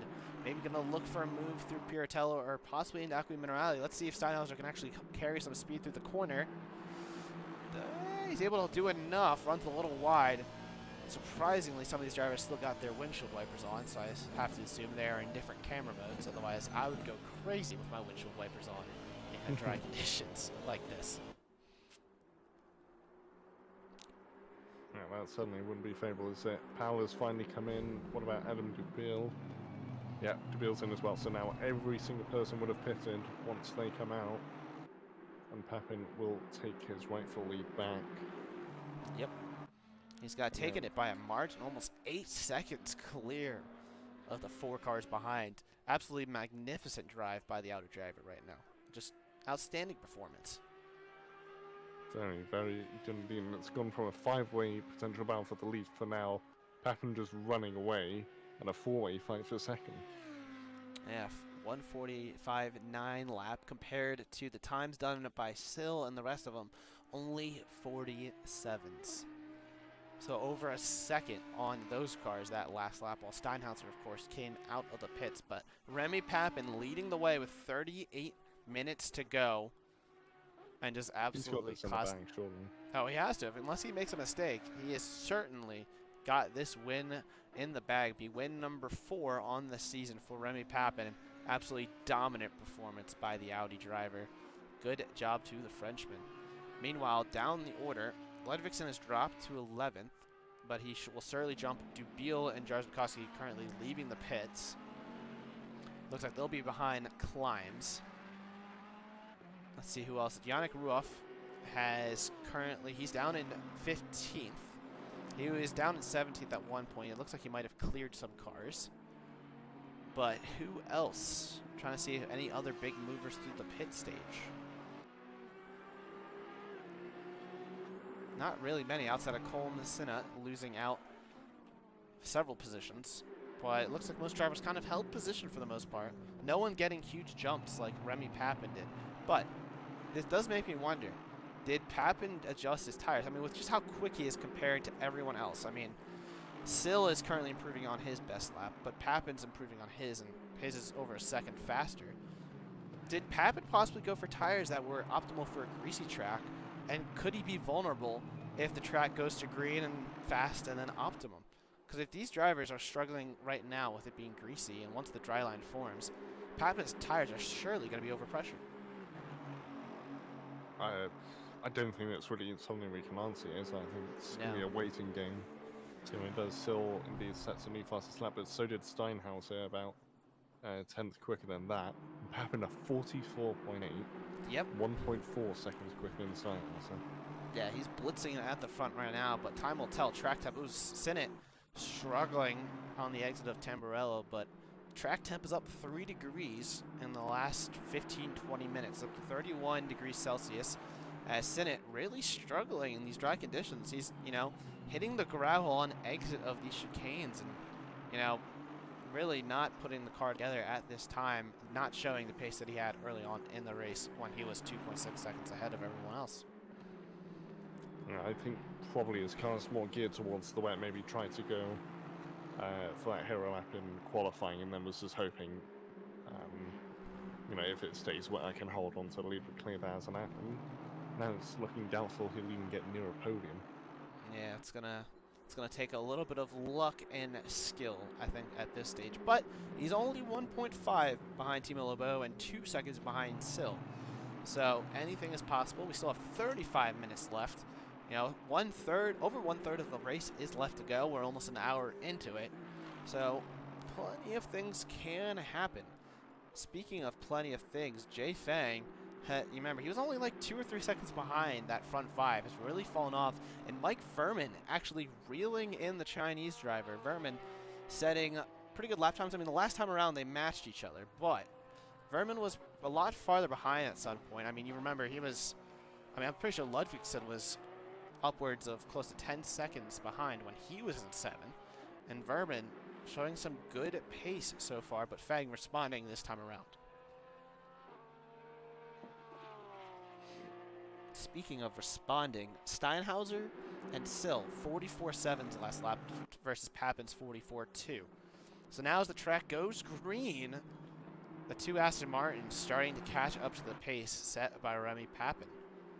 So Papin surely has it in the bag right now, but with 34 minutes to go, arguably, we're going to assume about 1 more minute 40 lap pace. We're probably going to have about 18 laps left, if my quick math does me justice. Yeah, about that. Yeah, about that. So 18 laps is, you know, over half of what we've done. So I don't know if Papin's tires are like we predicted, because right now Steinhauser improving by half a second versus Papin only 2. So this time around the Aston Martin looking a little bit quicker, but not quick enough at this stage. Looking to the rest of Saznov on the back of James Cali, all over the rear bumper of the fellow Aston Martin driver, the 77 car trying to find a way around Cali, who's behind Ruoff up ahead in the Audi. This is the battle for 16th now. Saznov possibly looking to make a move through Puritella, all over the rear end. It looks like Cali made a little bit of a mistake, though, on entry. Rode a little bit of curb, was able to carry just enough speed through the corner. He's going to hang on to the position for now. But Saznov looking a lot quicker than the Aston Martin up ahead. Maybe into Alta now. Saznov getting a good exit out of Equiminerale. Possibly going to go for the dive bomb through there. No, he will not. He will back out of it a little bit more. But Saznov's like pushing Cali through the second half of the lap. So trying to see if there's any other action. Looks like Jan Climbs has Mark Batista for company, and as we know, the Porsche has no straight line speed, so he's definitely going to come under threat from the Bentley behind. We started to reel him in. He was battling, remember, he had that beautiful overtake on Jairz Bukowski, and now reeling in the Porsche, trying to get 11th position with Ader Slow, excuse me, not too much farther up the road. Saznov has a good run on Cowley into turn 1. He's broken much later, but is that too deep? That's surely a collision. Yes, it easily spun with Cowley round. But he has waited for him. He has seen that he's in the wrong. So a lot of respect to him for waiting out for Cowley. Might still be a penalty coming his way because I mean the collision shouldn't have even happened in the first place. But he has at least waited for Cowley. That's cost them both a lot of positions. Yeah. So yeah, again, I wouldn't be. And he's actually fully stopped on track and he's gone to the pits. So Sazonov has. I wonder if that was a guilt retirement. It looks like he just straight up retired from the session. Yeah, he's not. Yeah, just retired. Unfortunate retirement for Sazonov. It looked like he kind of ate too much curb there on entry, and it kind of launched his car into Cali. I mean, like you said, he broke a little too late, bunny hopped the curb, and went flying into his rival. Unfortunate for James Cali, and even more so for Sazonov, who has retired the car. I don't even think it's that. I think it was just the lines they were going. Cowley was on the outside. He was always going to have to curve, whereas Sassanov was pretty much having a straight line when he was braking, and he would have had to slow down so much more to take that tighter angle. But with how lazy, but that was never going to happen, so the collision was going to be inevitable, just a case of how big and how costly. Unfortunately for Cowley, down to 19th. Yeah. But Shirley, not fully out of points, that's for sure, thankfully. Meanwhile, Van Merveld, it looks like he's basically parked the car in the pit lane. He's down in 25th. He has 9 laps behind York. They were on the same lap at one point. It looks like he's just decided it's not worth carrying on anymore. So I think it's safe to assume that he has retired as well. So 4 retirements in Krop, Trickle, Van Merveld, and Sazonov at this stage. Still 24 cars running on track, with plenty of action still going on. Steinhauser, 10.7 behind Papin. So Papin just making his car work more. I mean, maybe, may not have been a tire thing, just Papin just able to adjust to the dry track a lot more, and the Aston Martin's just not able to keep up. Because in the last few laps, both drivers have been putting in personal bests, but Papin's have just been that much quicker than his rivals behind. It's just absolutely dominant performance by Papin now as the track has transitioned from wet to dry. Absolutely dominant. And the actual track condition has gone to green now as well. So greasiness and such is no longer an excuse for any of the drivers. No. Cinder was actually getting pretty close to Timon in the middle sector, but it seems he just really doesn't like some of the exits in the Aston Martin where he just got a bit too much on the curb on with him, and it lost him a good 2 or 3 tenths as his car just bogged down on the exit, couldn't get the acceleration he wanted, and that's the kind of thing that's just not letting him get past Timon. He definitely has the pace, just can't get the car comfortable. Yeah, it definitely seems like Senate in the second half of the race, just not the same driver we saw pull away at the start. But again, it could be down to the setups, could be down to mistakes, who knows. But now the track has dried out and it is green, so we can really see this raw, dry weather pace from the drivers as the field splits out. I mean, another driver we haven't talked about much, I mentioned him briefly at one point, is Mateusz Bogas. He's sitting 5th in the championship, the Polish driver is. But he's down in 17th. Not the Bentley driver's best race. I mean, he was on a string of top 10 performances from Spain, where he was 7th, 4th, 8th, and 3rd. But this time around in Imola, down all the way in 17th, battling Marcus Storr for 16th. So Bogas, one of the drivers who might lose a few championship positions, because Quinton Sill only 30 points behind him, but Sill all the way up in 3rd place right now. So that is interesting. No new, doesn't look like we'll have any new. Actually, I do have something. Christian Steinhauser does not have a podium this season, so he could be the 15th podium setter for the tier on the season through 7 races. So everyone else in the top 5 has one. Oh no, Colm Sinnott doesn't either. Excuse me. So Sinnott and Steinhauser both do not have podiums this season. And right now, Steinhauser in 2nd and Sinnott in 5th. So it could be a very good day for Steinhauser, and as you say, Mateusz Bogas down in 17th. He'll be getting 26 points, while at the moment Sill will be getting 81. So that's just the difference between 3rd and 17th in this. So yeah, Sill will go far past if it stays as is, but of course you can get into a collision, there could be get a game glitch with the sun rain on there. Yeah, who knows? I mean, also Steinhauser, as of right now, would get 93 points. He's down to 16th in the championship, and he'll get quite a few positions. So, you know, definitely would be good for bragging rights. As Rayner has a drive-through for what I would assume to be track limits. So the Lamborghini, who's down in 23rd, gets insult to injury, might actually drop behind Matt York. I didn't think York would be able to get another position this race, but with Rayner having a drive-through, he might actually be able to battle a car, you know? So how about that? That would certainly, I think, save us enjoyment, not just laying cars through actually battling someone. Yes. Senate again has gone close to Timon, but again in that last corner, just a bit of a power slide. Doesn't quite have the X he needs. Slipstream isn't that powerful. I think Timon's actually pulling away a bit, even despite the toe. So I think Sinner's pretty much going to be stuck for the next 26 minutes as there's a yellow flag, but that was cleared away very quick. Oh no, someone's gone off ahead. That's Limarenko. And who else is there? Limarenko and Renoir. So not only has Renoir got a drive-through, he's just been in a collision with Limarenko. And he's got horrible front. Both cars have an insane amount of front end damage. Just go ahead and watch the replay. Go 30 seconds behind. We're going to take a look. Yeah, Renoir's the hood is pretty much coming off. So Limarenko completely jumped the curb through Villeneuve.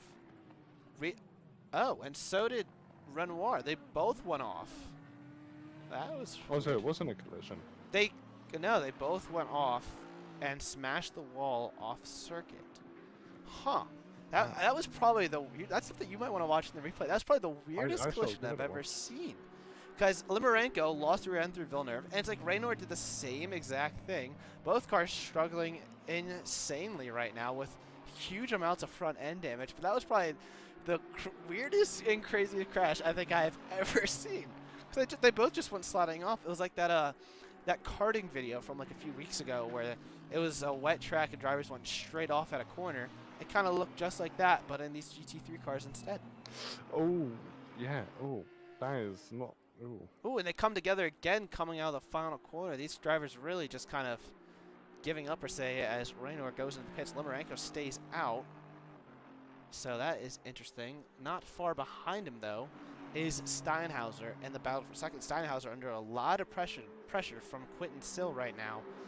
So the 55 car is going to have to be careful. Does not want to impede this battle for second position with Sill all over the rear end of Steinhauser right now, trying to find a way around. But just like the issue that Colm Sinnott is having, just not really able to make the overtake at the end of the front straight. So a few cars struggling for moves at this time.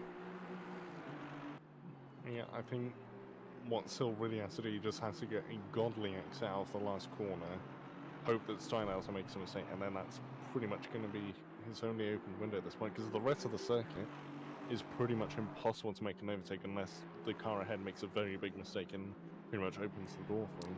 We have a car off. That's 142. That's Veerman. Vermin off. Another victim to Villeneuve. So not sure what's going on with that corner. He's the third car off in the last 2 laps at that corner. Vermin was starting to run down Jay Feng. It looks like he's still going to hold on to his position as Powell Lee and Ludvigsen were pretty far behind. He's still in no man's land, but mistakes like that are definitely be costly as Villeneuve are catching out a lot of drivers so far. So that is definitely not something. What else do you see? He lost it on the braking. Huh. Interesting. So he goes for the brakes, loses the rear, and then as he goes onto the actual apex to take the corner, that just increases his issues.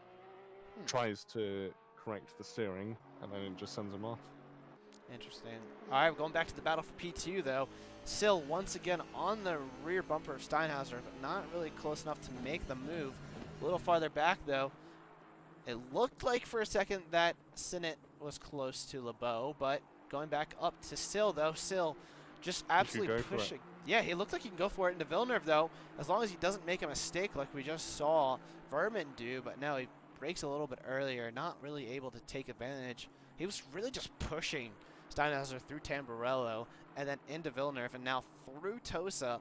Less than a car length between the two cars, but still, he's got to be so frustrated right now, just stuck behind Steinhauser up ahead. But Steinhauser showing some very good pace, able to hold on to the position as we speak. But another thing I'm noticing now, the track evolved relatively quickly from wet to green, but since then it has kind of held station at green. I thought it would evolve a little faster into fast, but it's instead just still being green, which could be catching a few drivers out. Oh, it is fast, huh? I jinxed it. Knock on wood. I think literally as you said fast, it transitioned to fast. So the game is listening to me. That is quite funny. As there you can see Limarenko letting the cars through, as he should. And still, though, losing a little bit of time through Alta. So it doesn't look like he's going to be close enough to make the move. Ooh, all over on the rear bumper, though, through Ravazza, but having to back off a little bit to avoid running into his rival up ahead. Can he get a run across the line and into Tamburello this time around? It's about the same gap as last time, so I don't think he's going to get the move done this time around. Lap 39, just under 21 minutes to go. And Remy Papin currently our race leader with almost a 15-second gap. My goodness, the Frenchman is just putting on a clinic in the second half of this race.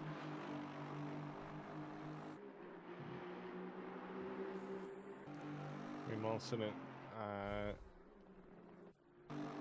Sinnott got through LeBeau. Yeah, when did that happen? I did not see that at all. Was that down the main straight? Possibly. Let's go rewind 30 seconds on the stream. Sinnott was already ahead. What happened? What do you see? Oh, it wasn't on a straight. It was into a corner. Possibly Ravazza through the final corner? Or was it through that? Oh, LeBeau made a mistake. That's why. It was at Villeneuve. He got caught out of Villeneuve, skipped along the next part onto the gravels to cut the corner. But obviously, he was going much slower than that, and then someone just went down the inside. So LeBeau, the fourth victim of Villeneuve that we've seen in almost as many laps. So it is definitely catching drivers out. I wonder if it's something with the brake bias. Maybe the drivers have it positioned differently still for the wet, and if they haven't adjusted it, it would explain why they're losing a little bit of rear end. Might need to move it maybe towards the front a little bit more. But either way, LeBeau down to fifth, Sinnott up into fourth, and that does have slight championship implications for P2. Sinnott, again, 16 points behind LeBeau. Close that gap a little bit with that overtake. So, but he's going to need to somehow run down Sill and Steinhauser up ahead, who, once again, not really close enough to make the overtake this time around. A little farther back, though, Jarz Bukowski got around Batista. We missed that because Batista was running down climbs. And now the Bentley is behind the Ferrari. And a little bit of a train here. Jarz Bukowski holding up Batista, Dubiel, and Ruoff.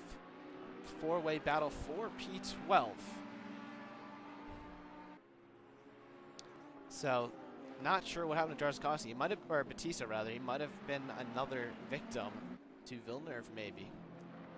But either way, these cars now, it's going to be a matter of who can get the best exit out of Ravazza and the most straight line speed. Let's go to the helicam, see what they can see above.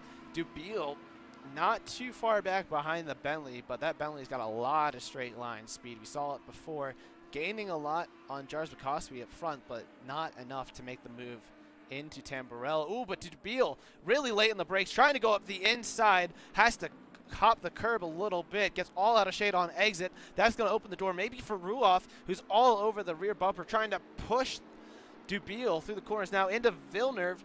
Can Ruoff make a move? No, he cannot.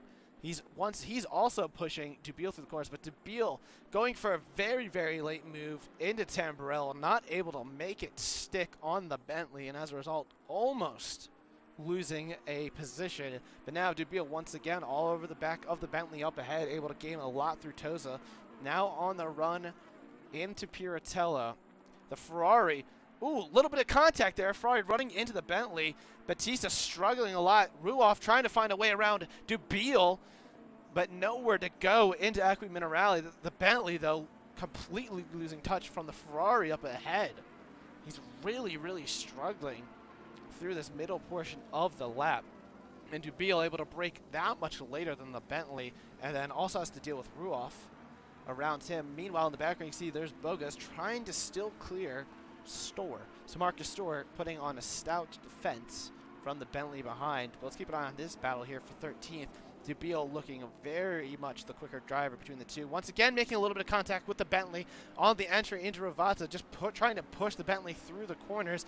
Batista really struggling in this latter stage of the race, and now only a car length between the Ferrari and the Bentley, and then from the Ferrari and the Audi. Ruoff gaining on the Ferrari just as much as the Bentley is losing time to the Ferrari. Now Ruoff trying to go to the right-hand side of the track, going around the outside, maybe going for a 2-for-1 down the main straight and into the braking zone, though. The two drivers keeping out of each other's side. Now Dubiel able to hang around the inside and then the outside, holding the position, basically pushing the Bentley through, who's really just a roadblock at this point. And now into Villeneuve. Once again, the three drivers holding position. This is excellent racing here for 13th position, Saffzo. Yeah, meanwhile, I've just witnessed Sil do a very nice overtake on Steinhaus of a second.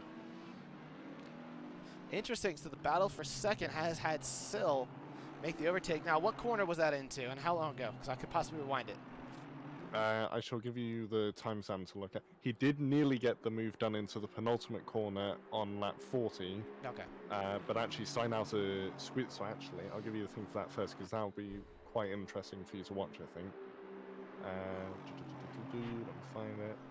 So if you go to 77 minutes and 20 seconds in, that'll give you the run up to the penultimate corner.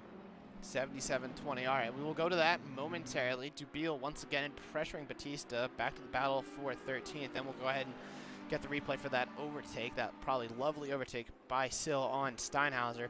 Dubiel, though, really trying to make the move into Ravazza, while the Bentley, oh, a little bit of contact again. The Bentley tried to park it on the Atex. As a result, he gets pushed a little bit wide, and Dubiel going up the inside on the exit of Ravazza, and the Bentley making a little contact with Ruoff, and Batista's into the wall. Contact with the Audi on the exit. Got his car a little unsettled. He hit the gravel on the outside, spun around, and is into the wall on the run to the main straight. That is heartbreak for the Bentley. So much front end damage from the Bentleys coming into the pits now. Surely that is just damage. Definitely. He's definitely got a ton of damage there. That is his race absolutely ruined. It is heartbreak for Mark Batista. As meanwhile, Ruoff losing a little bit of time to the Ferrari up ahead. We're going to go ahead and check that replay now on that overtake for second. You said it was 77. 77-20 was his first attempt. And then 78-30 is when he actually pulls it off. All right, so we're going to go ahead then and take a look at the replay here. And there he goes. He goes for the move on the inside of Ravazza. Not able to make a stick. Getting a little squirmy on the exit.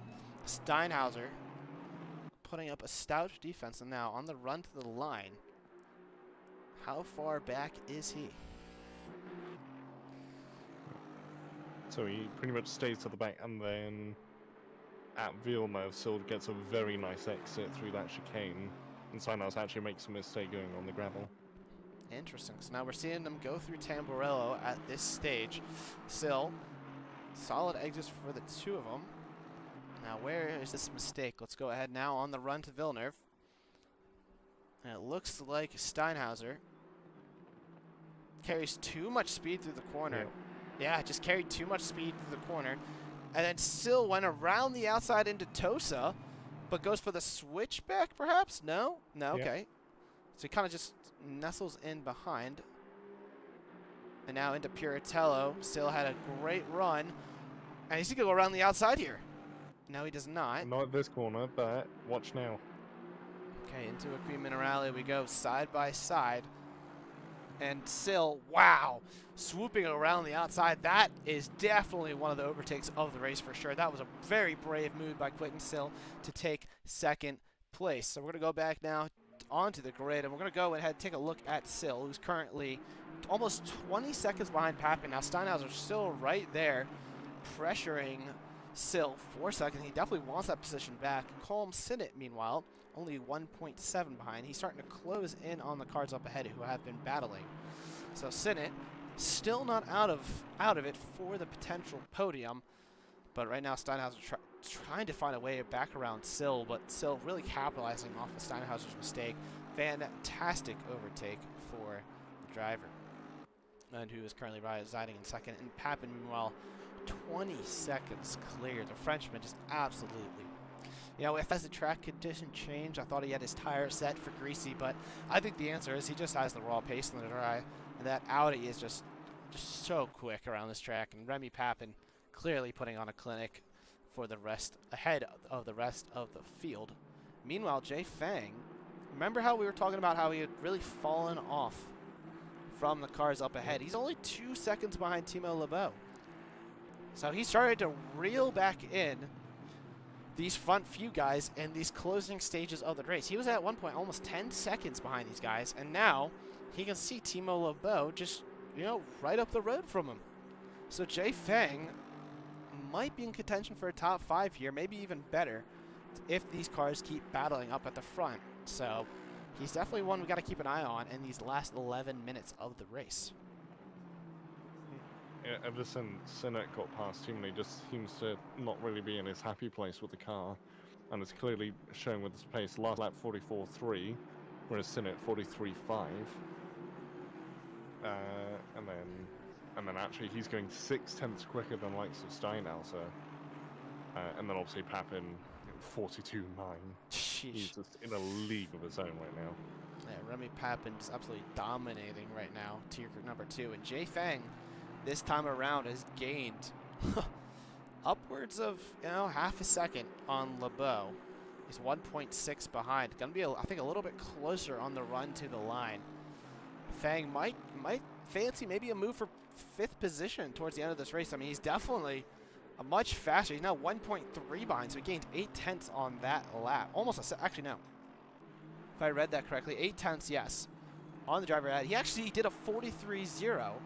So Jay Fang is lapping faster than the cars up ahead. Almost took the fastest lap away from Remy Papin, who's in the race lead. So Fang, the 2nd fastest car on track right now. Yeah, no one else is really even getting close to that. I mean, again, we have Yannick Ruth doing 44.1, others getting near there, but yeah, top 5 are just the A squad, if you want. Oh. And Sinnott has got the same gap to Steinhauser that Steinhauser is to Sill at the moment. So Sill trying to drop the 2 cars behind now, doing a very good job at it. Now 0.9, yep, it was the same gap through Sector 1, and it's basically the same gap through Sector 2 as well, just with a different number for each of the drivers. But meanwhile, Steinhauser gazing on Sill, Sinnott gazing on Steinhauser. Definitely some interesting stuff. A little farther back, Pao Li is holding up Ader Slow and Jan Climbs looking very quick though behind the Lamborghini up ahead. Will he go for a move on the inside of Piratella? No, he thinks better of it. Climbs looking much faster than Slow, but that Porsche is just not able to get the same top end speed of the Lamborghini, and as a result, it's looking like Climbs is going to find it really hard. But there goes Slow.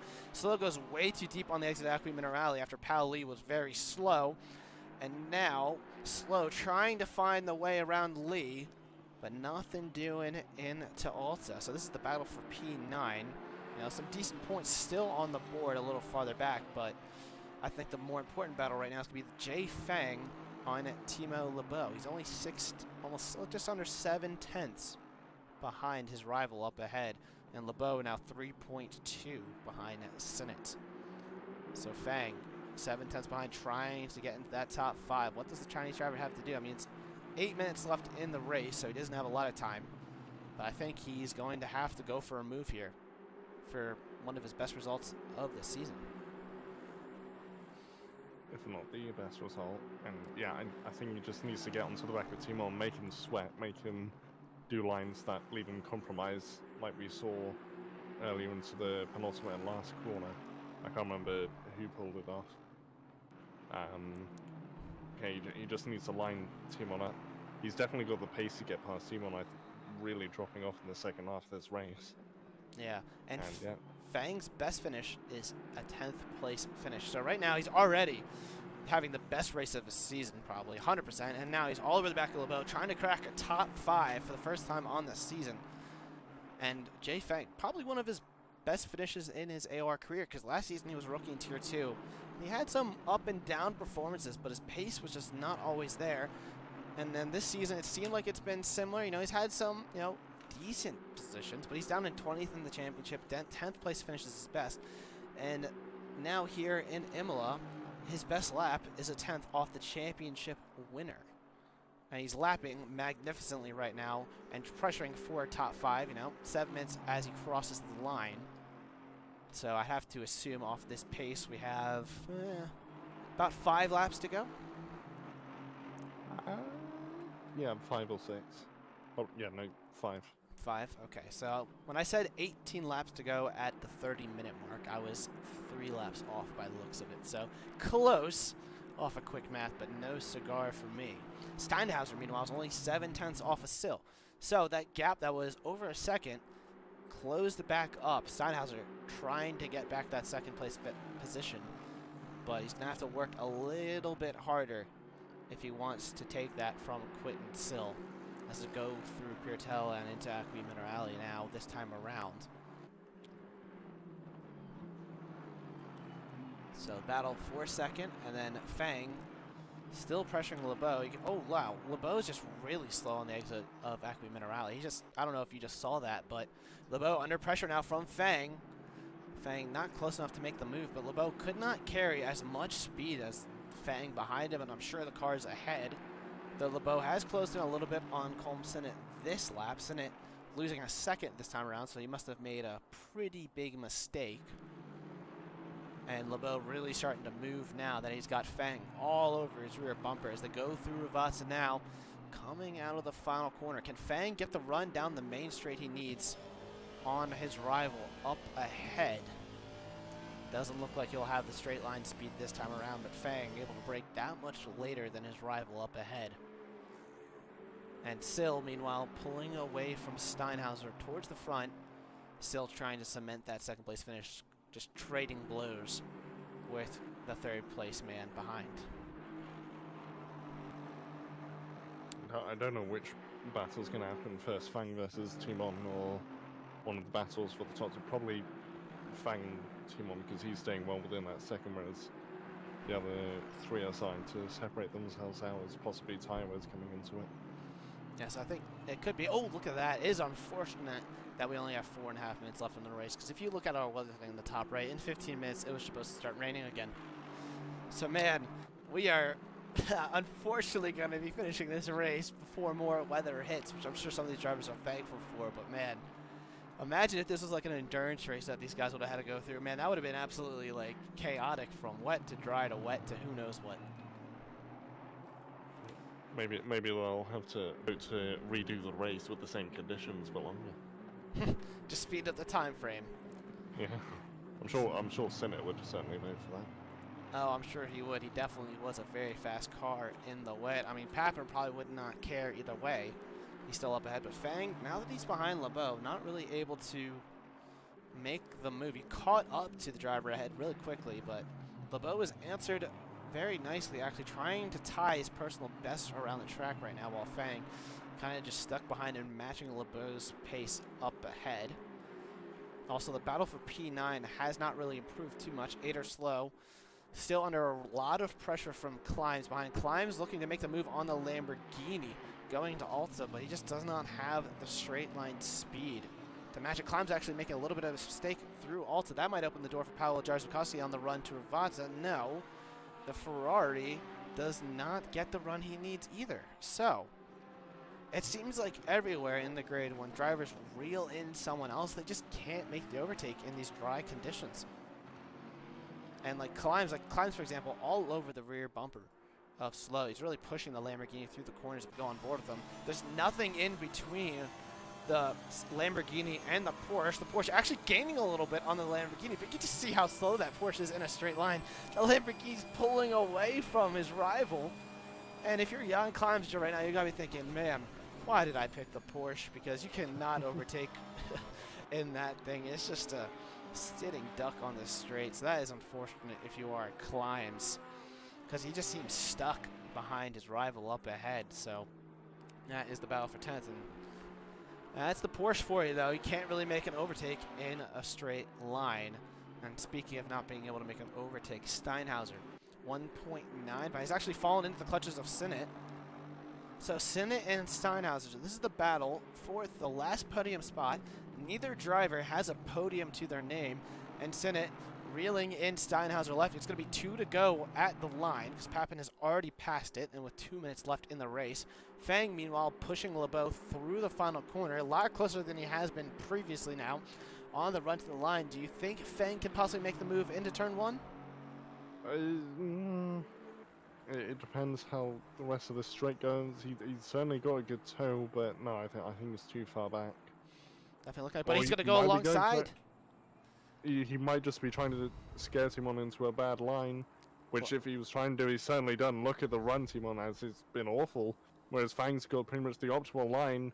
Surely he's not going to go for it. I think, yeah, he's just trying to compromise Timon as much as possible. So he just has an open opportunity, but he's gone a bit too much on the curb. And that means he can't really capitalize, but Timon's gone defensive. Probably not the best thing to do. But maybe didn't think he had the space to go back to the outside for the racing line, but it doesn't matter because Fang is still behind. And I doubt we're going to see the same move Sil did a while back. So I think it's either going to be next lap or never for Fangs. He makes the small mistake, goes off track. He might have got a track warning for that. But he's going to have to wait a little bit longer. As Sinner is only 3/10 behind Steinhauser. Interesting, interesting. So 2 battles kicking off right now with 1 lap and a sector to go. Meanwhile, Remy Papin's crossing the line now. He'll be taking the white flag for the final lap of the race. Now there it is officially. Now Sinnott and Fang both trying to make last-second overtakes on their rivals. It's been a 90-minute long race, and yet these drivers are battling on the final lap for a podium position and for a top 5. Fantastic stuff all throughout this 90 minutes. It's been really fun. Neither car right now who's in the overtaking opportunity, though, close enough to make the move into Tamborel this time around. But the question is, can they make a move through the middle lap? Has Sinnott, did he maybe see the overtake that Sil made on Steinhauser? May he try to go for that move? We'll have to see. Fang, meanwhile, still trying to unsettle LeBeau, but not able to do so through Tamborella. What about through Villeneuve? Can he get the run? Yes, too far back indeed, as you said. Now into Toza. Fang not able. Oh, Sinnott and Steinhauser. Take it away. Can't now because Steinhauser had better straight line speed and Sinnott stays behind. That's unfortunate. But I think either one of them or both of them made an error going into the previous corner, which let Sinnott through on the inside. But Steinhauser had the acceleration needed to get away, and it looks. There's a lap down car going off ahead. That was Sil. That would have been huge news if Sil's went off, because then both these guys who have been on the podium would get their first podium on the season, but instead, Sinnott just basically pushing Steinhauser through Alta, basically the last overtaking spot. But what we miss is Remy Papin crossing the line and wins here at Imola. He's got 4 wins out of 7 races. Absolutely dominant performance by the Frenchman.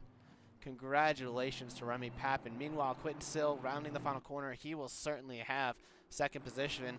And then for third, it's looking like Steinhauser. Christian Steinhauser going to get his first podium on the season just by the smallest of margins over Colm Sinnott, who will come home in fourth. Timo LeBeau able to do some damage mitigation in his second place championship vie, as he will come home in fifth. Jay Fang so close to getting a top 5, but still gets his best result on the season in 6th position. Mike Verman, meanwhile, in 7th, actually being pressured by Ludvigsen, going through Ravazza for the final time. Ludvigsen going a little too deep, and as a result, not able to make the move. He went for the overtake, was not able to make it on Verman. It was just another driver really pushing for that overtake, and Verman comes up in 7th. Ludvigsen in 8th. Behind him, actually, is the damaged car of, I believe that was Limarenko. Carried his damage through the rest of the race as he finishes down the order. Powell Lee holds on to 9th position. Ader Slow, the Powell Jarzakowski 12th. Yannick Ruoff 13th. Dubil 14th. Mateus Bogas down in 15th, but he did get through Marcus Storr, who's down in 16th. In 17th is John Papale. 18th, James Cowley. 19th will be Daniel Brunschitz, and 20th is going to be Frank Pedrozzini, with Mark Batista finishing in 21st. Only 21 finishers on the day. So not I as... think that's from people leaving the session after finishing. Maybe, yeah, that would make sense. So, but still, 21, 22 finishers on the day either way, with Remy Papin, your race winner, by an absolute margin. Now look at that. In 50 minutes time, it was supposed to be heavy rain. So, man, these drivers got really, really lucky and missed out on some absolutely brutal conditions. So, fantastic stuff. The Remy Papin showing why he's our Tier 2 champion for Season 7. Who would be your driver of the day, though, Saffzo, if I had to ask? Yes, I That's hard.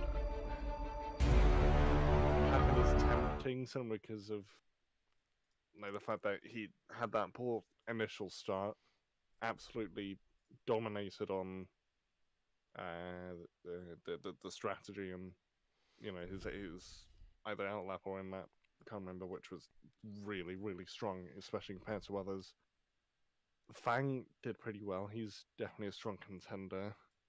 But yeah, I'll go with Fang.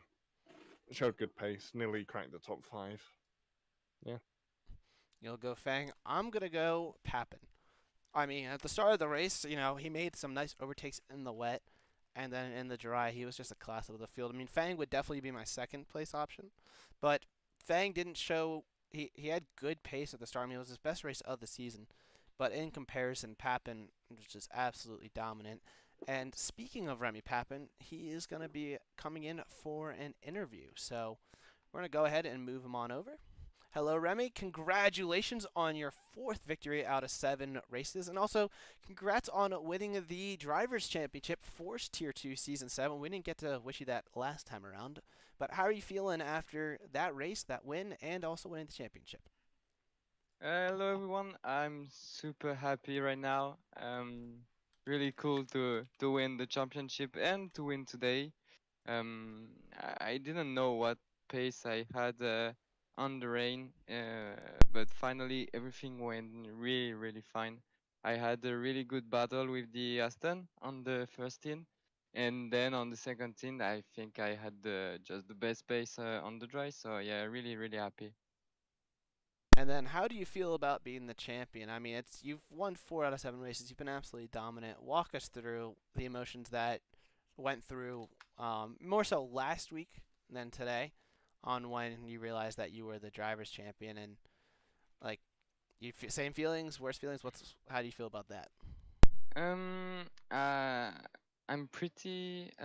It's been a lot of work in the beginning of the season, so yeah, I think it's like an achievement. So something I was targeting for, and finally I got it. So yeah, feeling like yeah, an achievement. Yeah, I mean, it's absolutely amazing. I mean, you won in dominating fashion, similar to what you did today. Now, it looked like with your setup, I mean, in the wet, you were able to keep up with the Astons, which, I mean, from what we've seen, the Astons have been the car to beat around this track, and yet it seemed like you took a low downforce setup to the track, and I mean, it worked great in the dry. Um, did you design this setup for the wet or for the dry? Because it looked amazing in the dry, but how did you approach this race knowing that there's a chance of dry track or a chance of it being dry, but it turned out to be also wet? So I had an endurance race at Imola with the Audi a week ago. So I had a very good dry setup, and I started from the dry one, and I train on the rain, and make some few tweaks to have a better stable car. And yeah, finally I managed to keep up in the rain, and I think I was better on the drive because it was a drive setup, a template drive setup. Okay, that makes sense. Saffzo, do you have any questions for our Tier 2 champion? No, I think you said about everything I want to do. Good job on the win. Are you expecting another win next week? I really don't know. I I had to train if I want to be in the front, but yeah, we will see. I will try, of course. I Yeah, mean, well, it is Silverstone, so do you feel comfortable around that track in the Audi? Yeah, I think I'm pretty good. I'm not the best car, but I feel good. I feel good. So yeah, we will see. We'll see. Awesome. Well, congratulations once again on another absolutely dominant performance. And I hope you Thank have a you. safe, happy week and you find some way to celebrate that Yeah. win. Yeah, thank you. Thank you for your good work and yeah, see you soon. Yeah, thank you, and see you soon. Bye bye. Bye. All right, that was Remy Pappen. We do have one more interview. Not sure which driver that is though. Are you 100? Do you know which one it was? I have no idea. All right. Well, we're gonna take a find out and bring in another driver here. Hello there. How are you feeling after that race?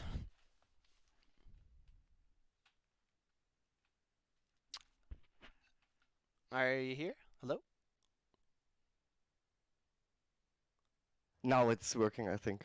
There you Sorry. go. There you go. Now, There, we there you go. we're unsure of which driver you are due to your name being Puff Parrot. So, what? I do apologize. Mind introducing yourself? Yes, I'm Christian Steinhäuser. Ah, you're Mr. First podium on the season. Congratulations. How are you feeling after that result? I'm very happy. I'm shaking a bit because the last stint in the dry was very hard.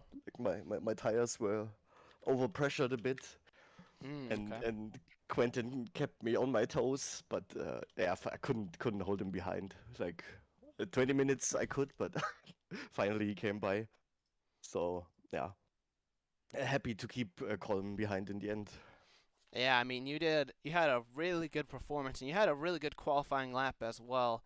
And we did notice that you looked like you were struggling a bit in the dry, but you still, you still came home and got third place. I mean, definitely your best result on the season, Definitely. beating out Bathurst for sure. Now, you mentioned your tires being the issues. Did you like possibly overpressure them and anticipate more rain, the track staying greasy?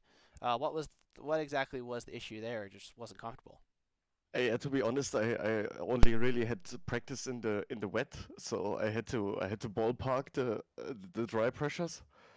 Like I had a few laps running in the dry, but like with the weather and I didn't really know where to go. So the left side was okay, but the right was like a PSI too high, Okay. so it was hard. That was definitely would make things a lot harder for you, but hey, you still came home and finished in third position. You had a fantastic drive there. Saffzo, you got any questions for our first time podium sitter? Do you think you'll get a podium next time? What's the next track? Silverstone. Silverstone. No, I don't think so. Oh, If it's raining, maybe. 100% dry, though, unfortunately. Yeah, then it's gonna be hard. I think the McLaren should be really good here, and yeah, I mean, exceptional performance from Remy again, so I expect him up there again. Like I couldn't get him in the wet, so after my pit stop, I was quite happy to be second, but I thought like yeah, won't catch him in the dry if you don't make it in the wet. That's true. That's true. Well, congratulations on your podium. Hopefully, hopefully next week goes better. I mean, you're stringing through some good results right now. I mean, you had the fourth in Bathurst. You couldn't race last week, and now this time around you're finishing on the podium. So if I'm a math guy, and math says that you should be continuing that upward trend. So hopefully it works out for you. And I guess we'll have to wait and see next time around. But congratulations one last time, and I hope you have a safe and happy week and find some way to celebrate that amazing result. Thanks again, and I hope you're right. Yep. Have a good one. Thank you. Catch you You too, later. Christian. Catch you later. So that was Christian Steinhauser. We do have another interview in Timo LeBeau. So he is coming in, so we're going to go ahead and bring him on over as well. Hello there. How are you feeling after that very interesting and changing condition race? Hello there. Yeah, I'm exhausted. Lucky put me in front of Synod. Unfortunately, then I forgot to brake one time at the start-finish straight and had to let him pass into the hairpin. And I'm still happy that I was able to stay in the top 5, and Synod. Congratulations if it hopefully it reconnects, which it just did. Thanks. Saffzo, do you got any questions here for our current second place championship holder? And it's more of a long-term. Do you think you'll be moving up to Tier 1 for next season, or do you think you'll need to win Tier 2 first and then move on? Yeah, as I'm driving in a team together with Pauli, who is just a little bit behind in the points, I maybe would like to stay in Tier 2, but I'm not sure. We're gonna see if I even have time for the next season. I'm currently looking for a new job, and it seems like there's something coming up. So I'm not too sure if I even can participate in the next season. But if it will all come down to the qualifying results, I guess, and then let's see where Apex Online Racing thinks they want to put me in, I guess. Yeah, I guess we will see indeed. Well, congratulations. You still had a really good result here today, held on to the top 5, and you're currently still sitting second in the championship. So you got a lot to look forward to in Silverstone, and we hope you have a safe and happy week, and you find some way to celebrate that result, because you still had a really good result today. Yeah, and as I said, if I keep it top 3 after the whole season, I feel quite accomplished. So of course I would love to stay in second. Papa is just, yeah, he already won it, I guess. There's nothing anyone could do anymore. Papa is really should go to Tier 1. But anything in the top 5, I guess, is a lot more than I expected for this season. So I'm happy overall. I just want to have a clean last race, and if I'm really lucky, I can beat Synod again and stay in second place. Alright, I guess we'll find out soon enough next time out. Thank you again one last time, and I hope you have a safe week. You too. Thank you, guys. See ya. Thank you. Cheers. Alright, that was our last interview for the day. My stream quality has decided to absolutely hit the fan, so I think we'll have to wrap it up here, Saf. So thank you for joining me. It was definitely a pleasure to commentate alongside you. Yeah, thank you for having me. Alright, and we thank you everyone for watching this featured presentation of Apex Online Racing Assetto Corsa Competizione GT3 action. We were watching Tier 2 today and round number 7 in their championship. Next week we will be back here, same spot, same time, but for Silverstone. It'll be nice and dry as we go into the final round and we see who can come out not on top of the championship, but there's a huge battle brewing for second and behind. So stay tuned, and we hope to see you guys next week here on the AOR YouTube channel.